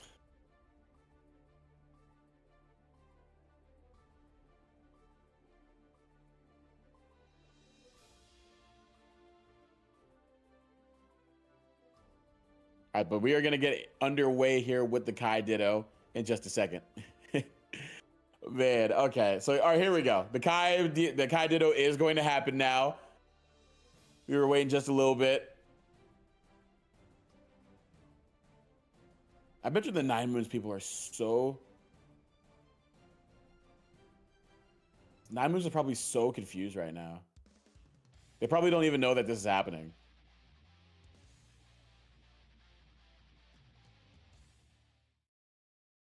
They probably think that we're just like in here causing a ruckus. Because I saw somebody asked like, could Danny kick us out? But no, we're gonna. They'll be able to run the rest of their bracket in just a second because this is winner side, and if Danny advances, Fern Fern drops to losers, we'll be able to run all those games while they figure out loser side for 9 moons. So for admin purposes, I think some people are pulling for Danny right now. But either way, I hope that we get some good games, and it's looking like we're already on our way to a good game from Danny as they get on the board first, taking the first round there.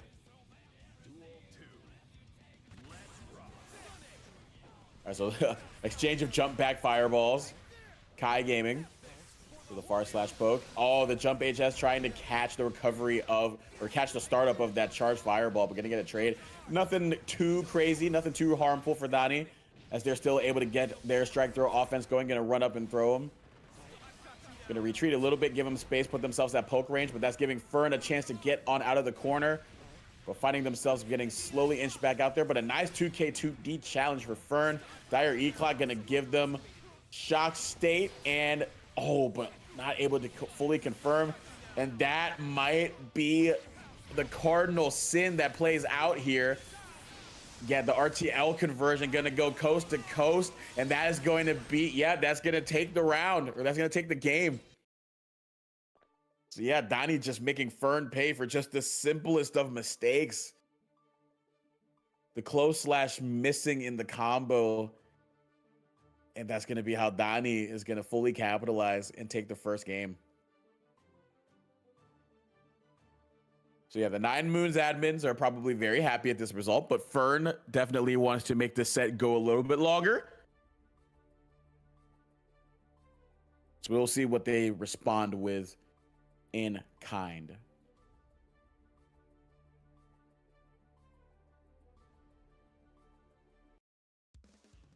So we're gonna hop right back on in there with the Kai Ditto. Fern giving themselves a little bit of time to reassess the situation, think things through. Really just seemed like the difference was slight execution in Danny's favor in neutral and as well with the combos. So if Fern all it has to do is just kind of clean it up. It doesn't have to deviate from their game plan too much. So I'm sure that they feel pretty good about it right now. And they definitely feel good after getting this kind of start. Double die ear cloud, send them through the wall. Some massive damage being tacked on as well. So great start from Fern. Oh, but Vapor Thrust gonna put an end to that start. Daniel Maza now fighting back. Trying to jump on out of there, probably pending or thinking about a strike throw or a throw situation. Ooh, run up, getting the punish with the close slash. Good stuff from Fern. Duel 2 on deck as they take the first round in game 2. Oh, nice bait on the Vapor Thrust. Well, not bait, but just waiting it out. Being able to read it, but able to read the H Fireball and Stun Dipper on through just in time. Oh, Vapor Thrust is gonna work out for Danny this time. Oh, a little bit of weight on the Vapor Thrust for Fern's part, but this time Fern has some meter to make it safe and gonna fully capitalize on that to take game 2. So we're even at 1 game apiece. Good stuff. Even up here, best of 3 situation once again between these 2 titans of Kai.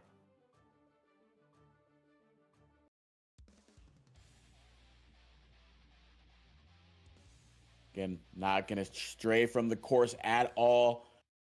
Both of these players know what character that they want to lock in, and they want to prove themselves to the other to be the real one, calling the other one the imposter. Danny was trying to hit the red button early, but Fern22 going to call the emergency meeting first with the S Vapor Thrust, and is leading to all this damage and forcing Danny into bursting. Oh, the far slash into the Stun Dipper RC. Oh, but the combo gonna drop, unfortunately. Wild Assault gonna push Danny into the corner, but Danny was ready with the far slash on the Frudra arc. The response going to pay off very well for Danny as they get the backdash into Stun Dipper. Gonna go into the corner bounce reset. Sacred Edge not gonna be enough. A pixel and a prayer for Fern. Oh, the prayer might be answered though. The backdash on the 5K. Wow. A pixel and a prayer, but don't count the game over until the fat lady sings. And I don't see Gold Lewis on here at all. Fern 22 taking the first round in extraordinary fashion. And looking to take the second game in a very strong manner, playing the bit of the spacing game, not being super aggressive, just trying to reclaim space with pokes and fireballs as much as they can. Oh, but caught mashing there. Counter hit, not going to lead anything. A second counter hit. Going to pop the burst, even though they're up around. Oh, yeah, and it's looking like it. Oh, it might not pay off, though. But they still have another chance. Donnie did not have anything to RC. So Fern going to try to double Fujer arc. And, of course, the trade is going to work out for Donnie. They had the life lead, but... This is a Kai Ditto. This is definitely a Kai Ditto. All right, Fern 22. Now coming up Millhouse, right? Things coming up Millhouse for them right now. Oh, but there we go. Fujer arc right on in there.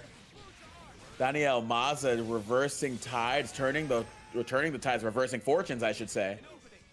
Oh, but both of them running up after one another. Very interesting. Also, RC on the table, too. So, curiously, they didn't try to close the round with it. So now there's another interaction at play here, and it allowed the DPRC from Daniel Maza and getting things going. Very interesting. Oh, the Vapor Thrust trying to catch Donnie running up behind the fireball, but Donnie was just waiting for it. My gosh, yes, just the mistakes at the worst times has allowed Donnie to get the upper hand in the games that they've been able to win this set. So now that's how they're up 2-1. Oh, man, that is just unfortunate for Fern, but Donnie has to be thanking the stars right now. That could have easily been, this could easily be a 3-0 sweep for Fern, but Donnie able to capitalize on the most inopportune mistakes. But we've seen when Fern tightens it up, they have looked very strong here in the Ditto. So we'll see if they're able to, you know, calm themselves down, right the ship as they did in game 2, and can they do the similar thing in game 4? Oh, you're already off to a great start jumping out of the throw. The Vapor Thrust, however, from Donnie. We talk about how good he is with the reversals. Nothing we haven't seen before there. Oh, the frame trap from 2P and a 6P. Now there's a little bit something different now. Throwing a little bit different looks at Donnie, but nothing different about Stun Dipper RC securing a round for Daniel Maza, threatening set point and trying to get into Grand Finals winner side and trying to get us out of this room so 9 Moons can run their bracket. Oh, but the nice 2P challenge on the Fujer arc from Fern, and that's going to get the corner carry all the way over there for the red Wild Assault on the other end. That is crazy stuff. And what's even crazier, throwing them out of S Vapor Thrust, just running on up there and grabbing them, putting the mitts on them, and putting the Sacred Edge and Shock State on them as they get a hard knockdown to boot. Speaking of boot, the 5K on the run up. And yeah, that's going to be round there. So Fern fighting back. Donnie can smell blood, so Fern can smell a chance to reverse things in the set. And oh my god, yeah, forcing Danny into that burst as the Fujer arc went over the far slash. The punish, however, on the Stun Dipper RC, the run up close slash. Oh, but gonna get a punish, whipping the throw, the backdash from Fern, sniffing that out. Red Wild Assault. Fern in a good position to try to close the set count, but DPRC so tricky to deal with and just gonna come down with a 2K. Oh, the response, the whiff throw again, backdashing at the right time. So Fern answering the call once again, losing a game in game 1, going up in game 2, losing in game 3, coming right back in game 4. But unfortunately, you gotta win 3 to win the set. So we will see if Fern is able to keep the momentum going, or is Donnie going to keep the crown on his head? Game 5, winners finals, chat. Who is going to emerge the victor of the Kai Ditto here in winners finals? Frame Perfect FGC, here we go. Are we about to see Danny dethroned? Who knows? Fern looking very clean in game 4, but Donnie getting things going here in game 5. Oh, the vapor thrust on the strike throw, pressure from Donnie. So Fern just getting on out of there. The IBFD gonna push Fern all the way out of there. Here we go. Both of them just jockeying for some space. Oh, the 2H. Gonna get some good conversion ability off of this as well. The wall break, Dire Eclot, not gonna go for the red wall to saw. Gonna keep that half burst gauge and just a run up throw. So the decision being rewarded. Oh, the throw after being the Fuja are good stuff from Fern22. And the back throw gonna send Kai through the, or actually I send Kai through the wall, send Danny through the wall. There's a couple of Kais on here, so I need to keep names straight. Oh, and you gotta keep them with throws straight. Fern has just been locked in, backdashing at all the right times, and Danny's just gonna hold on to the burst for the final round. So both of them with a healthy amount of burst gauge. Gonna be very interesting to see how it plays out. 2K2D is gonna be how it starts for Donnie, but the S Vapor Thrust once again being rewarded for Fern. But they still find themselves in the corner. Daniel Maza slowly inching them in there. Oh, they're trying the Fuja arc, but the clash of the special is gonna go in Donnie's favor. Gonna run up with the throw after the fact, baiting the burst. Unfortunate for Fern22, and the Fuja arc into Red Wild Assault. Fern in a very tough situation, but the Vapor Thrust gonna find its mark. The RC behind it as well, so we're gonna get a combo on the other end. No resources for a hard knockdown, but Danny still has to bleed a little bit here. Over air throw, Danny meeting him in the air. Come into my loving arms, why don't you?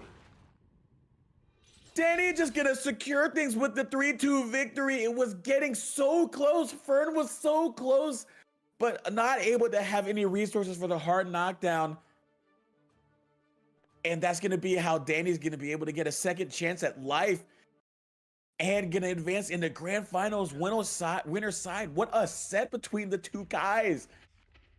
Oh my goodness gracious. Went all the way to game 5, last round. So a run back is on the table as Fern is going to move down into loser's side, loser's finals.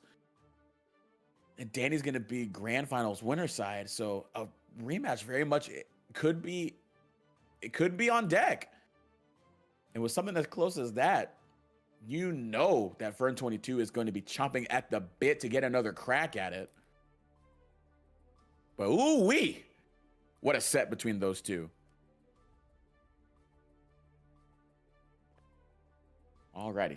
So, while that was going on, my gosh, let me catch my breath real quick. Okay.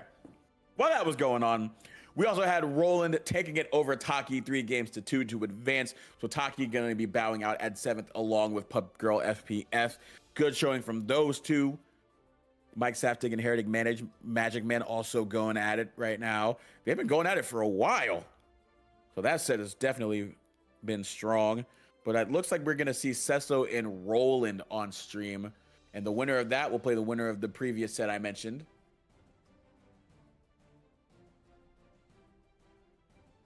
Oh, never mind. Mike and Heretic are actually going to play now. Interesting. I thought I saw it active on Start GG, so I thought they were playing the whole time. My bad. We're going to see that game now. So, are we going to see another Kai? Mike has been running the Kai from what we've seen on stream. But does he pull out the soul now that he doesn't have the lifeline of another 3 games to lose and losers?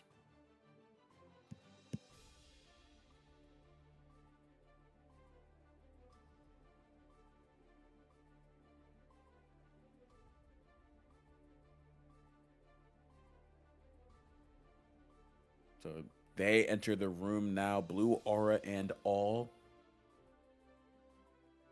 Third 2007 saying they want to see the Mike Soul return. It could happen. It could happen. Again, we're in losers now. So a little bit more on the line here. You don't have the safety net of the losers bracket there for you. You win and you win and you're in. You lose and that's it.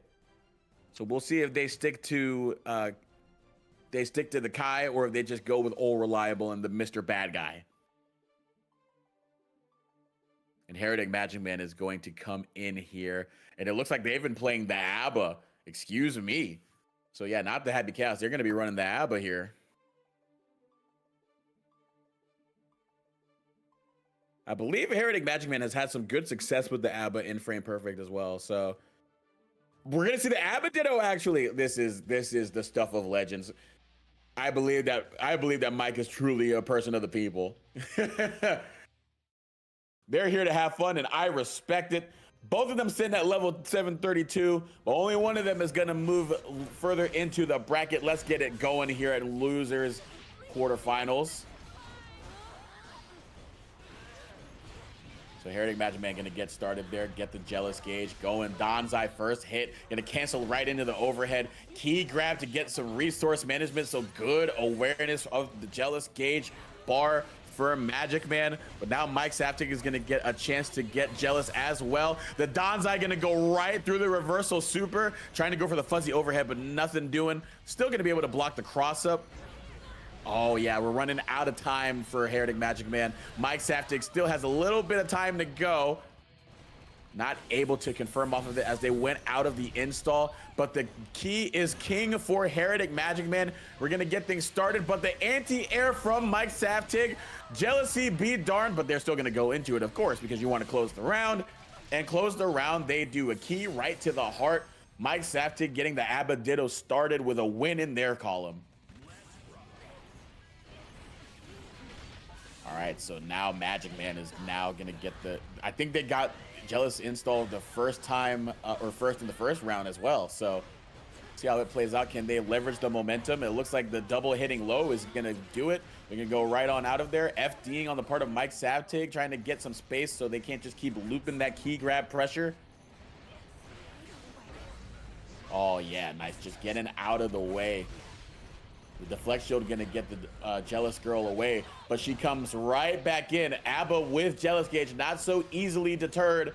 Oh, but unfortunately, the drop on the other end is gonna enable Heretic Magic Man to get on in there, get the run up throw. They went out of Jealous Rage, but it doesn't matter. They were still in a slowdown, and Mag Saftig was still suspended in the air. And that is going to be how Magic Man takes the first round, or the second round, I should say, and even things up at 1 round apiece. Yeah, the Donzai, Mike Saftig, is feeling the brunt of it right now. The reversal super from a distance, so does two things: locks down ABBA and also makes it so that she cannot access her Jealous install. So Magic Man employing some very good use of resources to prevent Mike Saftig from getting their game plan going. But as I say that, the 5K into the key grab. Oh my gosh, yes, the answers from Magic Man have just been so good. But the key grab not able to hit. Donzai gonna get things going. Even on block, you gotta hold it. And the low gonna find this mark. Mike Saftig going crazy right now, but the craziness might come to an end because we are now out of rage. Both of them are just gonna have to play the normal game.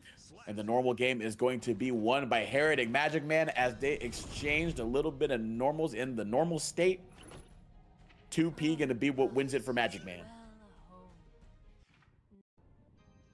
ABBA saying no cheap imitation can fool us. But Mike Saftig trying to prove that the other ABBA on screen is the true imposter right now. But Magic Man doing a great job of proving themselves true. Jealous install gonna get punished with the reversal super and actually gonna activate the wall break. Interesting right there. Magic Man doing a great job utilizing that reversal super. Or not the reversal super, I should say. That the range super. So an offensive burst to keep Mike Saftig in the corner. And a trade gonna go in Magic Man's favor. Here we go. Yeah, Magic Man looking like the supreme ABBA right now. Just getting things started, having some good resource management in the process, and some good damage on ABBA. Now, ABBA is still a very tanky character, so it's going to take a little bit more to get her off the screen. but Magic Man is trying to do it post haste. Donzai after Donzai, trying to keep up the plus frames. And now there's going to be an exchange of jealousy. Mike Saftig going to be the one going into install as Magic Man goes out of it. Oh, the run up Donzai. Mike Saftig now holding the pedal to the metal. Once again, going for that fuzzy overhead setup, but nothing doing. Has been 0 for 2 on that so far. Very unfortunate. Now Magic Man has another chance to get something started there. The tap dust into the PRC, and the 5K is going to close it out. Magic Man up 2 games to nothing in the ABBA Ditto here in losers quarterfinals. So are we going to see a switch from Mike? Nope, we're letting the ABBA Ditto rock. The pretty women in pink is here to stay, and they already have jealousy gauge going. Off to a good start here. A nice chunk of health bar being taken off of Magic Man's life. So here we go. Mike Saftig getting the offense going. Gonna run out of jealousy gauge pretty soon. Can they close it? Oh, they still are able to close it even though they were running out of time. Going out of install voluntarily, but still able to convert off of it. So good stuff from Mike Saftig, having good resource awareness. But I think they inevitably had to get the next hit, and Magic Man was gonna perish. Mike Saftig trying to keep that trend going here too. Oh, baiting the deflect shield. This is going to be some huge damage on the counter hit, because deflect shield whiffing creates that counter hit state. So here we go. Mike Saftig now having to hold Donzai, blocking the overhead. Heretic Magic Man trying to open him up, but nothing doing. Trying to unlock the door to Mike Saftig's defense, but nothing doing. Don't matter if you have the key. I got the real key. I'm the real locksmith. I'm the one that has the right key to open me up, and open me up you did not. Mike Saftig now on the board.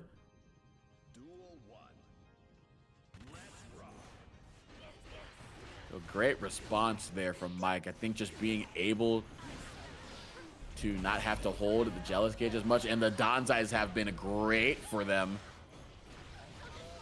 Ooh, there we go. Yeah, you got to burst on out of there. There's going to be some huge damage on the table. Now 2K going to stop the first approach of Jealous Rage, but still there. It's gone now. We're out. Heretic Magic Man now getting things going. 2K into a full key grab combo. Does this activate wall burst? It does not, but it doesn't matter. The double low going to find its mark. Send them on through there with the charge dust.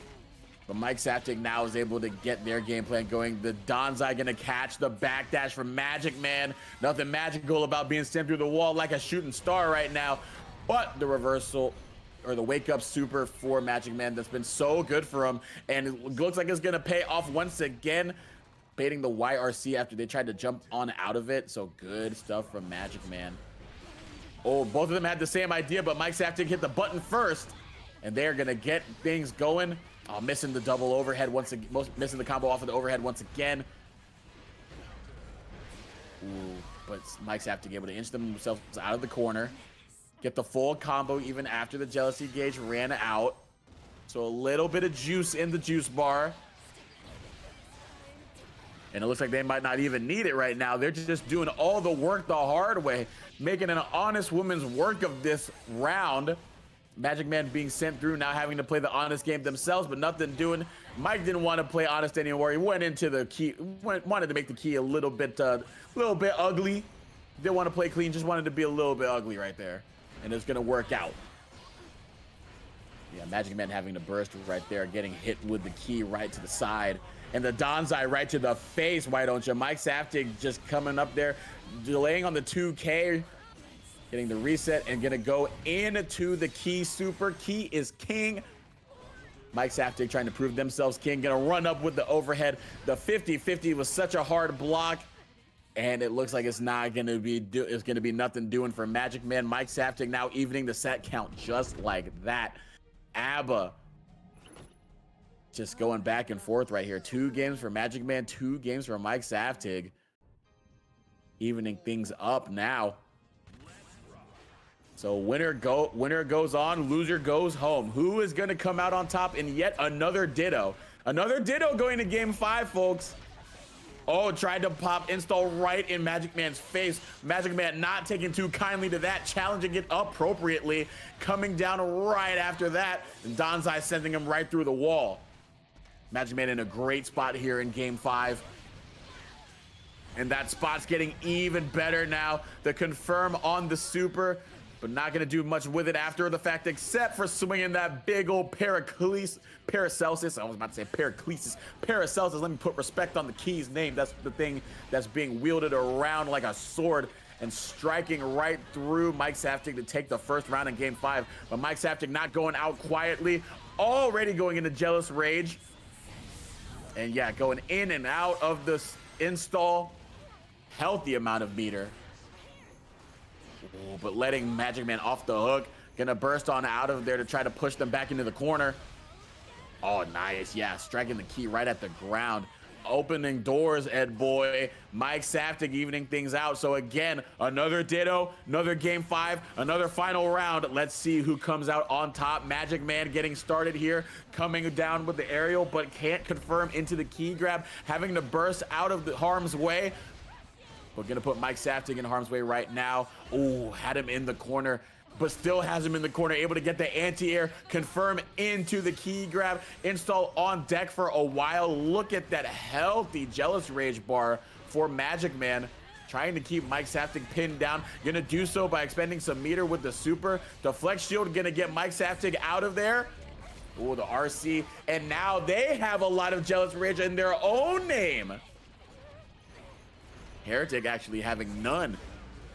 Oh my gosh, this could be huge. Straight hit from Mike Saftig, gonna get a huge combo. Mike trying to get things going. Heretic Magic Man gonna jump right on out of there, having to play the bit of an honest game, but running out of patience.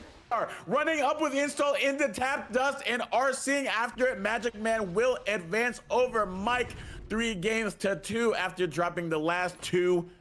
They reverse course, steer the ship into losers semifinals. Mike Saftig will have to bow out at 5th place. But you have to admire sticking with the ABBA ditto there. That was some good stuff. We heavily enjoyed watching that. That was some good stuff there from Mike. So hold your head high, please, sir. Appreciate you being the people's champion by giving us that ABBA ditto. We've already seen a Kai ditto, so why not, folks? Why not? Yeah? She's new. She's new in town. Why not? But now, another recently new, or another season 2 character coming in here, or season 3, excuse me. Season 3 character coming in here in Elfelt and Sesso. So Sesso is going to be playing Roland, I believe. Yes, they will. Sesso will be playing Roland to see who meets Heretic Magic Man in loser semifinals. So it's going to be Johnny versus Elfeld, a battle of the season 3 editions. Johnny not being able to dash block is going to hurt a little bit in this matchup because a lot of really crazy approach tools and neutral tools for Elfeld will give Johnny a hard time. But Johnny also has some really great range and some huge damage on some of his conversions, and we're seeing it right now going into Red Wild Assault, while Elfeld's low health is costing her a lot in that exchange. Roland gonna go for the legs with the Mistfinder. We're gonna jump on out of the card, not gonna hold that corner pressure. That can be scary. Blocking the overhead Mistfinder, gonna spend YRC to get out of harm's way. Ooh, 6P gonna whiff. 214K with the punish. Oh, Blue Wild Assault to keep it in there. The Lollipop Chainsaw Rekka. Oh, the 6P answering the challenge from Johnny. Yeah, Sesso is just in his face right now. Oh, deflect shield. I keep saying guard cancel for some reason. Oh my gosh, Sesso is just hitting the gas pedal right now, flooring it, baiting the YRC, and gonna be able to secure the round after Roland was off to a great start. That's how quickly Sesso and Elfelt can make things happen. Yeah, if you don't know how to get her off of you, Elfelt can be a problem.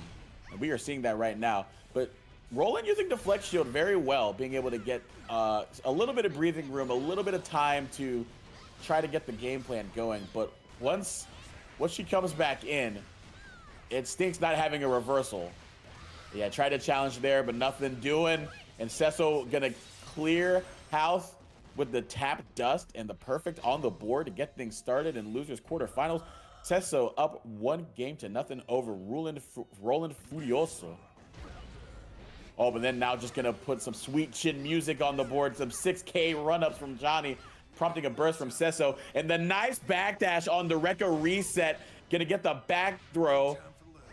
And yeah, now this becomes really scary for Sesso. It says, you like corner pressure? I got something for you. Check this out. Oh, misfinder right there. Chat, what is his name? The super gonna send Elfelt through the wall and presumably, and very much indubitably, gonna send a W into Roland's win column here for game 2. Oh yeah, another sweet chin music with the 6K. Roland finding a lot of leverage with that button. Oh, Pineberry is gonna be how Sesso gets out of the corner though, so now this is where her game gets started. We'll see if Roland is able to correctly challenge at the right points, or if Sesso is gonna be able to have free reign over this man. Oh, the cross-up JK. Crazy interaction right there. But Roland is not complaining right now because they are getting all this damage and then some off of it, sending them through with yet another super. Sesso now having access to burst gauge and 50 meter. So we'll see what happens, but they are not going to get a chance to use it after the safe jump. Just going to walk up in there, stroll on in there, jacket out, chest out, and just take them for a ride with the throw. Roland evening things up at 1 game apiece. Oh, here we go. Sesso getting the 6P to get things started, prompting a burst from Roland. As yeah, Roland using that 6K as an approach tool. Trying to use Misfinder, but Sesso gonna 6P right through it. Now the Pineberry offense is gonna happen in the fuzzy overhead. That is just such a hard block, man. The Sesso gonna just take the things that they are allotted. Double overhead, gonna get blocked. Roland doing a pretty good job trying to cover the follow-ups, but it's just been hard to get Sesso off after the fact. And Sesso gonna use that to take the first round in game 3. Now pushing him into the corner with 214K, running up with a throw. Speaking of sweet music, here we go with Sesso. Different first, same as the first. Blue Wild Assault to send him through the wall. All right, here we go. What are we doing? We're just gonna let it whip with the Rekka. Oh, unfortunately not able to get it fully extended, but still gets the fuzzy overhead into gunshot. The perfect for Sesso. Good stuff. Was looking a little bit scary with the combo drop, but able to still finish it out with the fuzzy overhead into the gun. Yeah, Sesso now having the set advantage and the early advantage in this game. 214K, backdashing, must not have thought it was at a safe range. Pineberry, but putting themselves into the corner by mistake.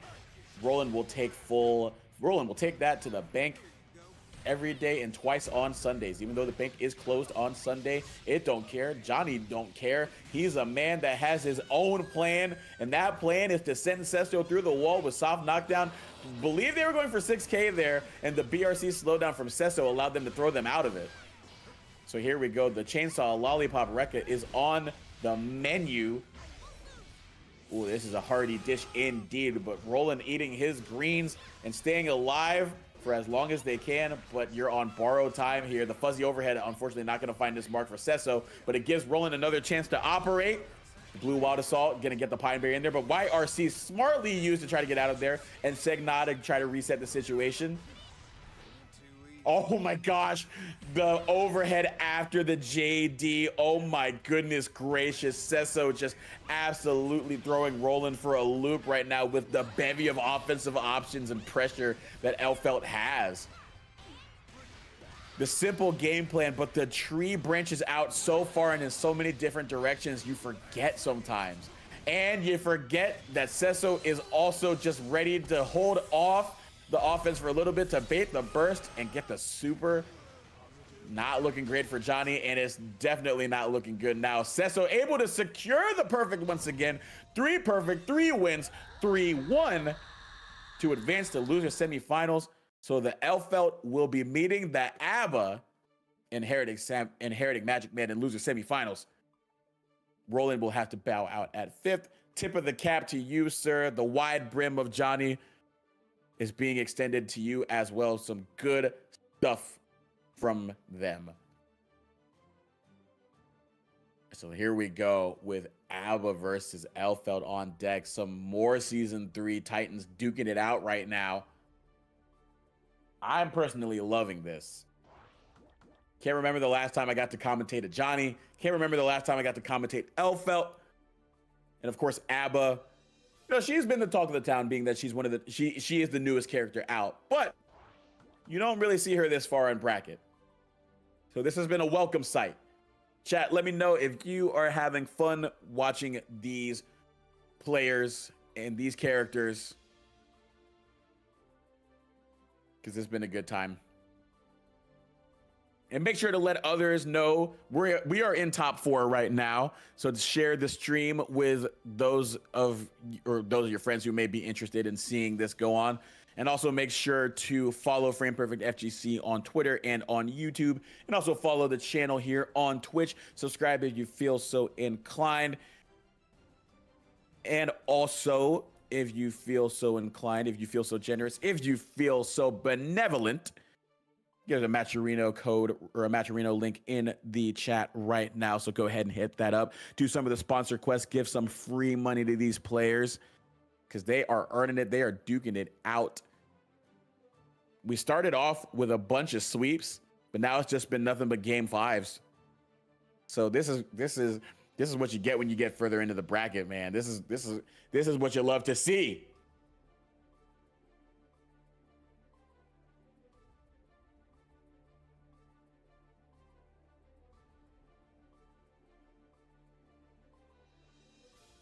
Ready. So as we wait for Magic Man to get on in here, let's take a run through everything that it took to get here. Oh, Magic Man is in here. Never mind. The stroll down memory lane is going to have to wait. We'll do it a little bit. We'll do it a little bit later, folks. We got some gear to play, and we've got some Abba versus some Elfeld action on tap.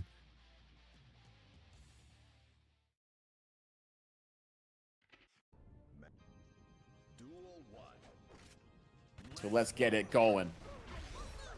Sesso gonna get it going early. Just gonna use Blue Water Salt to get on in there, but some good 2P Abare from Magic Man to get her away. And now she is gonna get her oppressive offense started. So we are going to see a bit of a trade-off between two characters that are really, really sticky once they get going. Abba, of course, having her win condition sort of locked behind meter in the Jealous Gauge. Elfeld kind of having free reign to do it whenever she wants. So it'll be interesting to see how that plays out between these two. We've already seen how good Sesso is at keeping the offense going. And look at what they are doing right now. Oh, what a reversal super on the startup of the Rekka by Magic Man. So already showing that they are taking the right opportunities to challenge, and they're going to get rewarded with the first round in game 1 here. Yeah, being able to challenge Elfeld's offense at the right times is so important, because otherwise she just gets free reign, as we've seen throughout Sesso's run.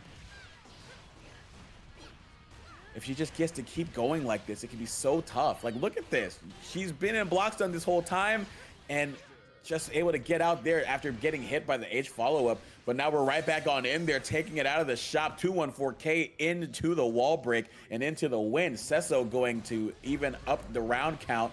Now Magic Man gonna get things started, prompting a burst on Sesso's part. 214K, try to get a backdash out of Pineberry, whiffing the throw there, nothing doing. So now Magic Man has to spend their own burst. And now they're gonna go in to Jealous Rage on the knockdown. Oh my gosh, catching the tail end of Elfeld 6P. So unfortunate for Sesso.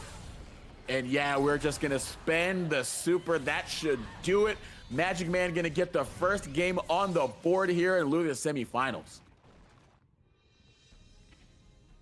So starting off the set with the real good challenges on Elfeld's pressure, and then able to just keep up the offensive momentum to bring it home after Sesso was trying to bring it all the way back around. So good stuff from Magic Man. Oh, Strive is driving. We'll be kicked right back out, but we will be right back in just a second.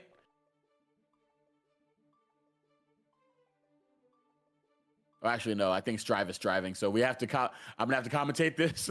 I did this last week, so I'm well prepared. So Strive is striving right now, and these two are actually going to duke it out in the lobby. So it looks like Magic Man is going to have the upper hand to get things started. Elfelt's life bar slowly trickling down. Oh yeah, trickling down even more now. Yeah, it looks like Magic Man has just had the start that they needed to get the round in their favor, and it looks like they are going to be able to close it out. Yes, they do. So they're up one round right now in game 2. But it looks like Sesso drew first blood.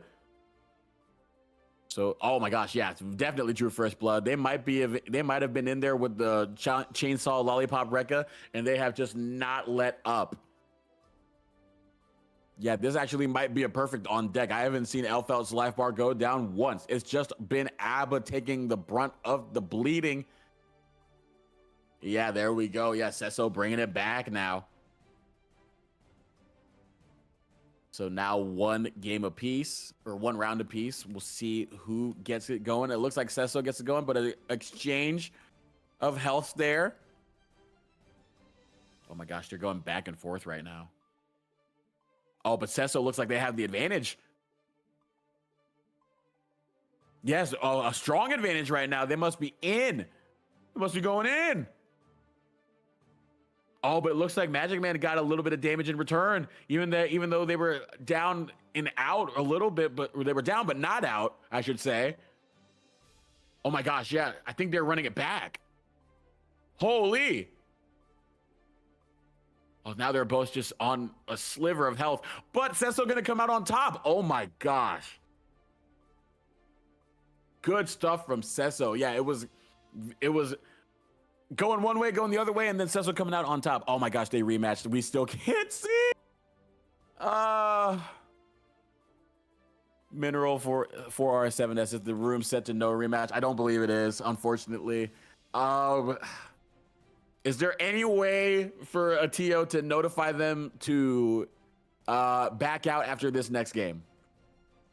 Because we can't see it. This is unfortunate too. This is amazing commentary even when you can't see the game. Thank you. Thank you. I'm doing my best. I'll set it to no rematch next time. No harm done. No harm done. You can change it now. No need to close the room. Oh, really? I didn't know you could do that. Appreciate it, Mineral. Yeah, it looks like they're going to work on that right now. Edit room settings.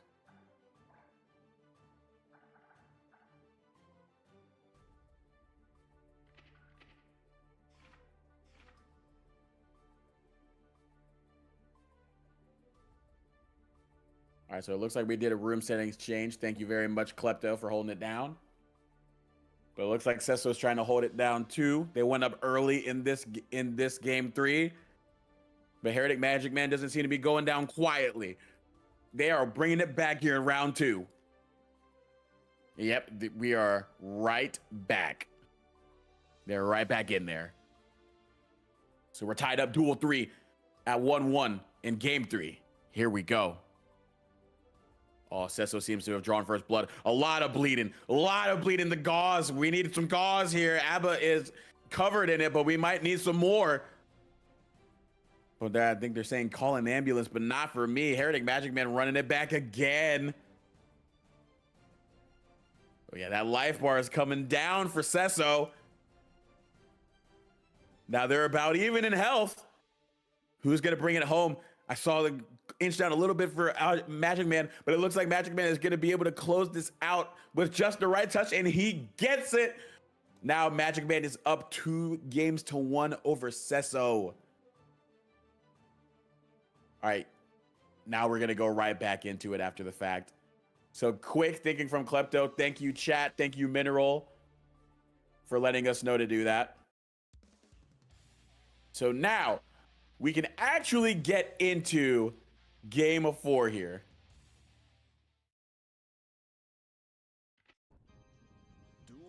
Oh, all right.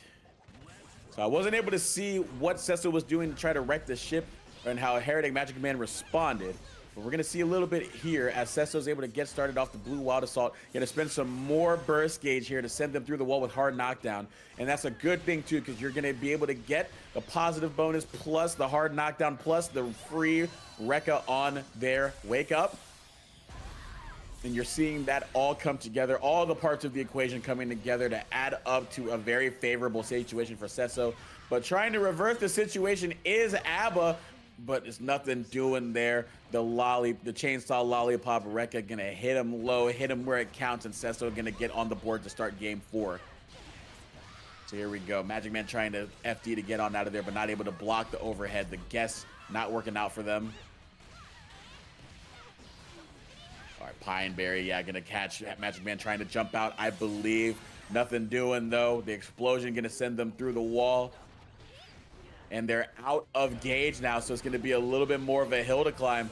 But a little bit less so now, able to get the jump in into the key grab confirmed. Donzai, though, not going to be able to swap in and out to change things.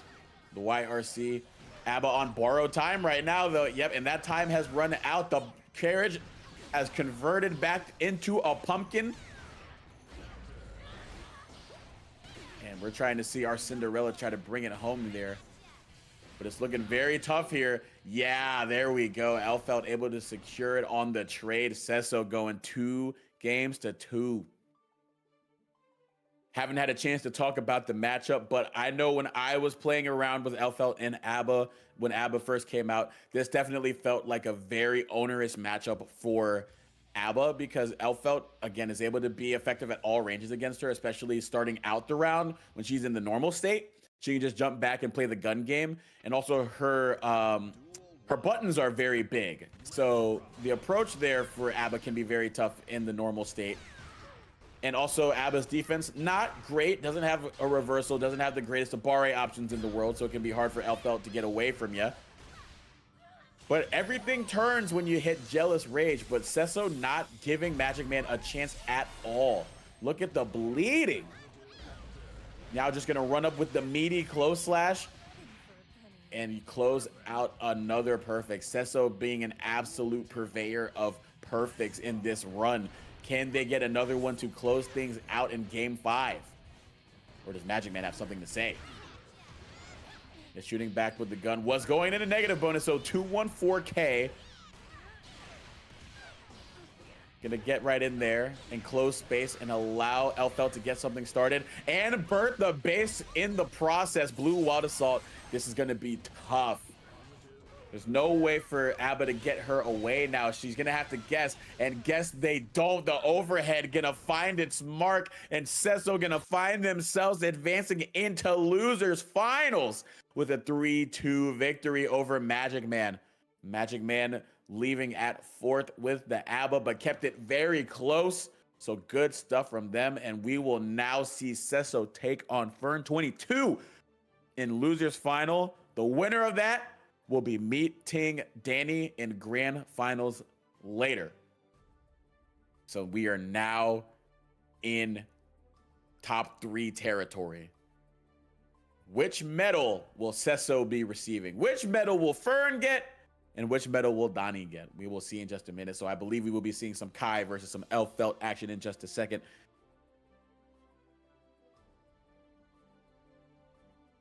I believe, trying to see, yeah, Cesso had already played Donnie, took a game off of them.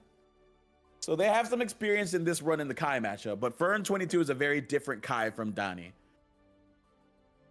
But character matchup knowledge is still very much appreciated when you're going up against a strong player like Fern. And we've seen Cesso be on a hell of a run, has a lot of momentum making it through the losers bracket right now. Fern 22 coming in slightly cold after having to wait after winner's final. But things can heat up in just a quick second when you're Kai Keys. The right far slash good counter poke on any of his buttons, any of his specials, and he can just make things going. But it seems like the counter hit is going to belong to Cesso to get things started. Oh, the Pineberry over the Fireball? That is an interesting thing. I didn't even consider that being an approach option while Kai was trying to play the Fireball war. So some quick thinking there from Sesso. Some good awareness on what options that Elfelt has to try to get in. But Fern gonna get started now on their own and gonna get Red Wild Assault to try to keep that going. Now here we go. Elfelt having a tough time here trying to get characters away from them because they don't necessarily have good defense. Having to burst to try to do it, but that burst is going to be baited. Good stuff there from Fern. Things were going awry to get things started, but they were able to turn things around. Oh, there we go. Yeah, Sesso going Pineberry into empty low. 2K2D into the super. Mineral informing us that they are trying to win their 3rd consecutive tournament. Oh my gosh. Yeah, we are definitely seeing some strong players, and it is showing in the gameplay. So 2K2D into the Diary Clot, or the Fuja Arc, excuse me.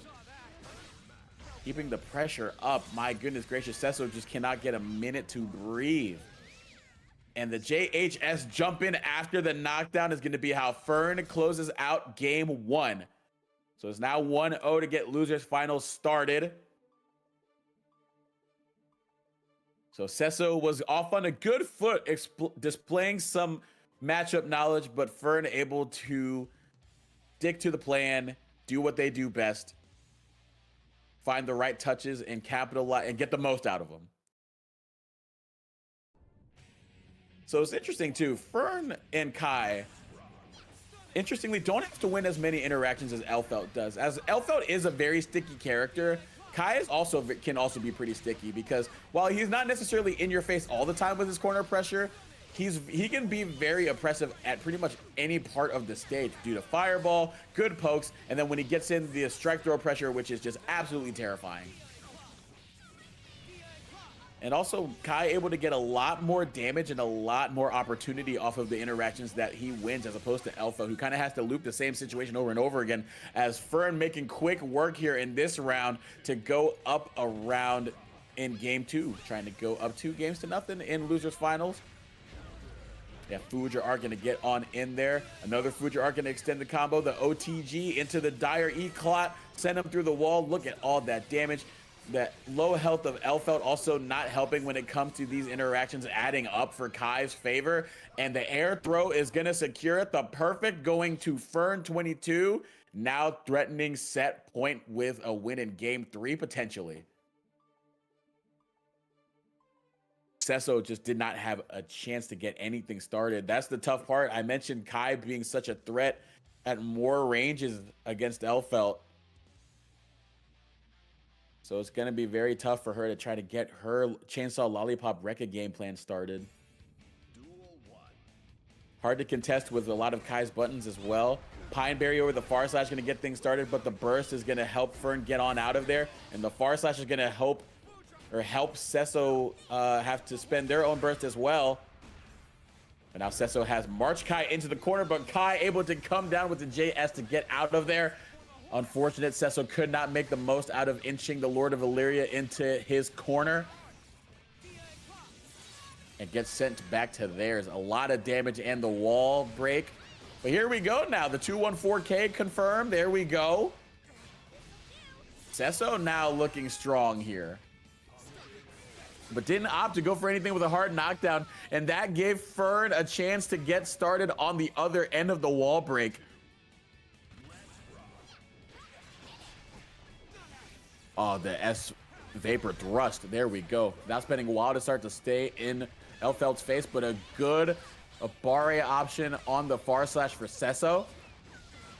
And putting him all the way in the corner. This time going for Blue Wild Assault, not making the same mistake.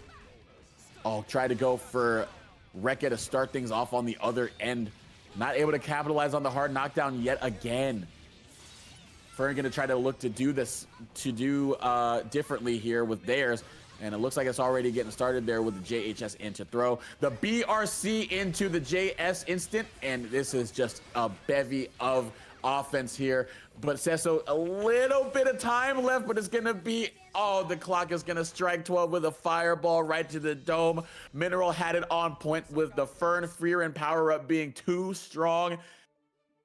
And Kai, Fern 22, gonna make it and get another date with Donnie in grand finals. But shout out to Sesso with the L felt, making it to third, placing in top 3. Great stuff from them.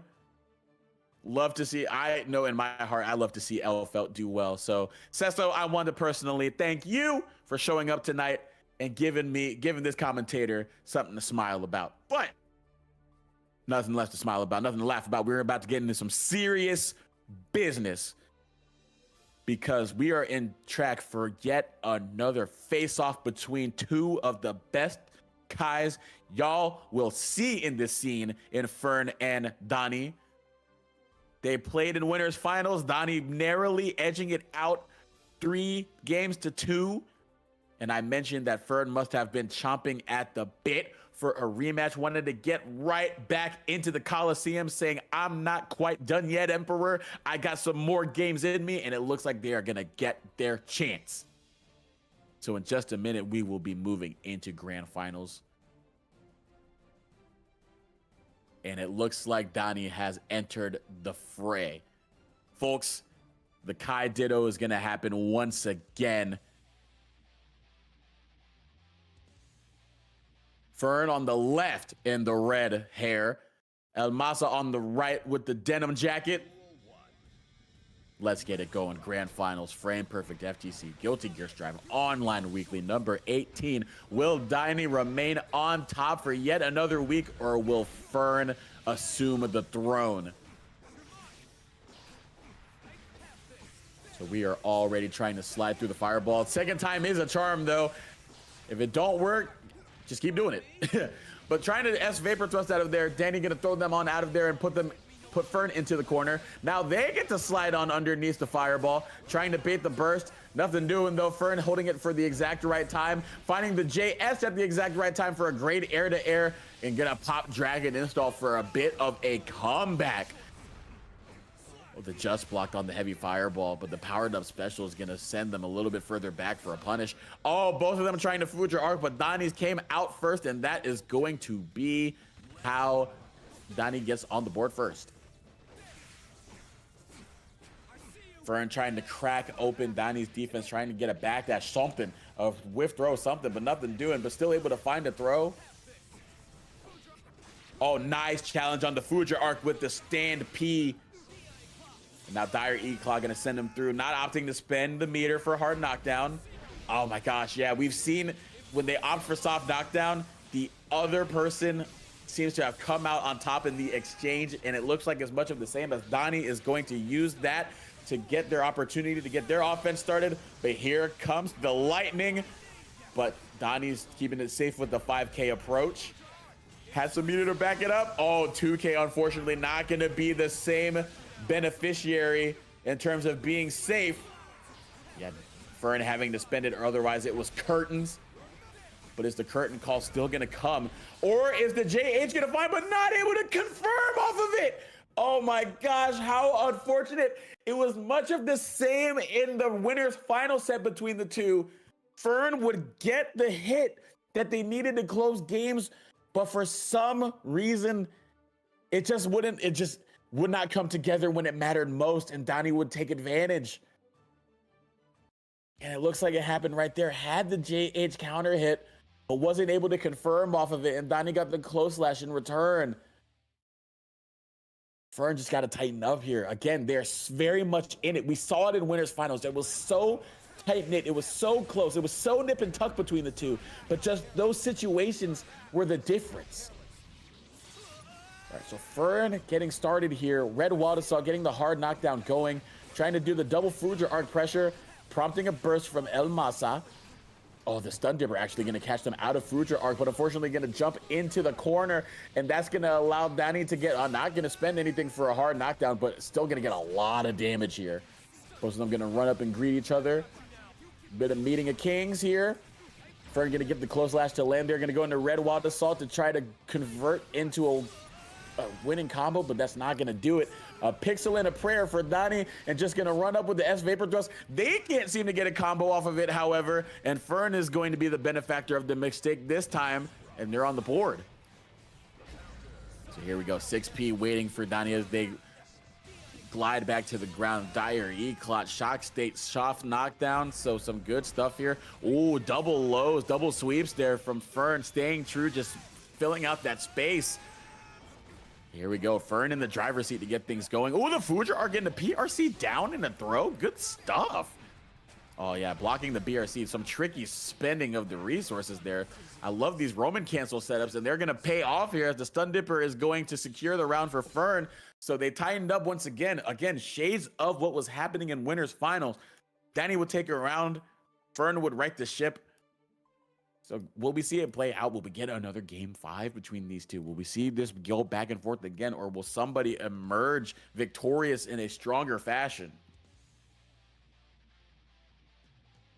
So we're heading right back in. There was game 3. Ooh. Oh, great walk back FS. Challenging the round start option from Donnie, but Donnie's still going to be able to get the Fuja Art counter hit and now get the corner strike throw game going, set up the fireball, go into the low after the JH, send Fern through the wall. A far slash, stopping the approach with some good dash blocking and IBing from Fern. Oh, nice far slash conversion on Donnie's own right now. Ride the lightning. Yeah, that's going to be enough to do it. Donnie getting the first blood, or Danny drawing first blood here in game 3 of grand finals.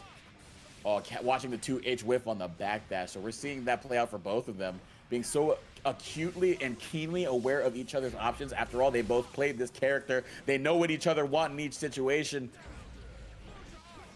And you know that Fern wanted a juicy counter hit there. If they didn't want it before, they want it now. And now that they got it, I'm sure that they're very happy. Doing a very tricky Fuja arc setup with the H Fireball. We saw it earlier in bracket. And we are seeing S Vapor Thrust whiff and getting punished with some Ride the Lightning. Fern on the board now, evening up the round count in game 3. It's just so close between these two. And Donnie wanting to get a little bit closer with these triple overheads, but Fern pushing him out with the FS. Danny right back on in. They're going to throw them, set up the Oki. And nice close slash challenge, but not able to confirm off of the counter hit. Again, leaving a lot of food on the table. And that's how Danny has been able to get the upper hand. So Fern trying to tighten up here. Stun Dipper RC into a corner combo. Dash cancel. Full corner carry. No hard knockdown on the other end, but still good to see the conversion of your Fern. Oh, but the Dire E, or the Fuja are going to go right over the Stun Dipper. Danny now sending Fern through the wall, this time with hard knockdown. I'll run up 5K, the classic Kai Kisk after the knockdown. And that's going to be nothing fancy, but get it done. Keep it simple. Stupid. There ain't nothing stupid about what Danny's doing. He's up 2-1. He knows what he's doing. He's a Kai with a plan. And that plan is to try to close this out in game 4 before Fern can do anything to make it go longer than it has to. But we've seen Fern run it back multiple times. It would not be shocking to see them do it once more.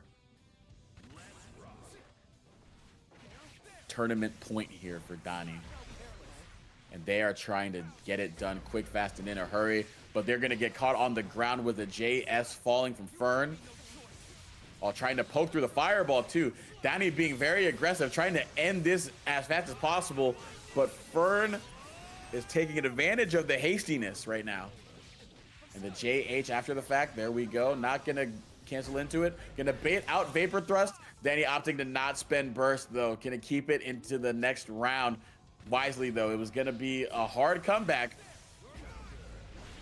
Yep, JH right there. Now Fern gonna spend burst early, knowing that they could get it back if they lose it, or they lose this round. So an early burst here in round 2, not too ill-advised, and nothing ill-advised about getting a counter hit Fuja arc. And now Danny gonna have to spend burst now. So JP gonna keep Danny locked down. Fern again looking so strong as a response. As I say that, they get kicked to the dome with Fuja arc counter hit, but a nice far slash mash. Get on out of there. And the wall bounce confirm. OTG, double Dire E-Clot. Game 5 is on the table. Fern once again running it back. chomping at the bit, I said. They were ready for the challenge. They were ready to run it back against Danny, and they have forced them into yet another game 5. So can Fern keep it clean, keep the execution squeaky? Because when they do it, they look so strong. So let's see it. Game 5, grand finals. Are we going to get a reset, or is Danny going to stay on the throne once again? Vapor thrust in response, trying to get away from the tap dust, and it is just so that. Good challenge on the Foudre arc by Danny, and it's going to be why Fern spends burst. Oh, burst in exchange too. It was going to get uglier than Jeepers Creepers. Oh, and Kai creeping on in there with the Stun Dipper RC going right underneath the Far Slash. Dire E-Clot through the wall. Far Slash challenging the approach. This time being able to tech the run-up throw. Oh my gosh, yes. The PRC slowdown, being able to react to the 2K from Fern, and then the S Vapor Thrust on the other end. Now Danny has tournament point. Well, the Far Slash on the whiffed 5K from Danny. Fern going in now. Foudre arc, catching him in the air. Good air throw, meeting him up there. Meeting up with the stairs. I'll see you up there. Oh, the rent on the high floors is always so tough to pay, and you're paying the price right now, being sent through the wall. Now Fern is getting it going and getting a win on the board. Once again, the duel 3 grand 5 or game 5, but this time in a grand final setting. Reset point now. This is getting very scary here, and it's getting even scarier now. You're in the corner with Shock State on you, and you whiff the throw of your Danny because you jump out of it if you're Fern, and now the Wild Assault is going to send send Danny to the corner. Fern getting going here, but not able to bait that Vapor Thrust, able to answer the oh my gosh, yeah, but able to answer that with a throw. That is just so unfortunate on the other end again. When will it end for Fern?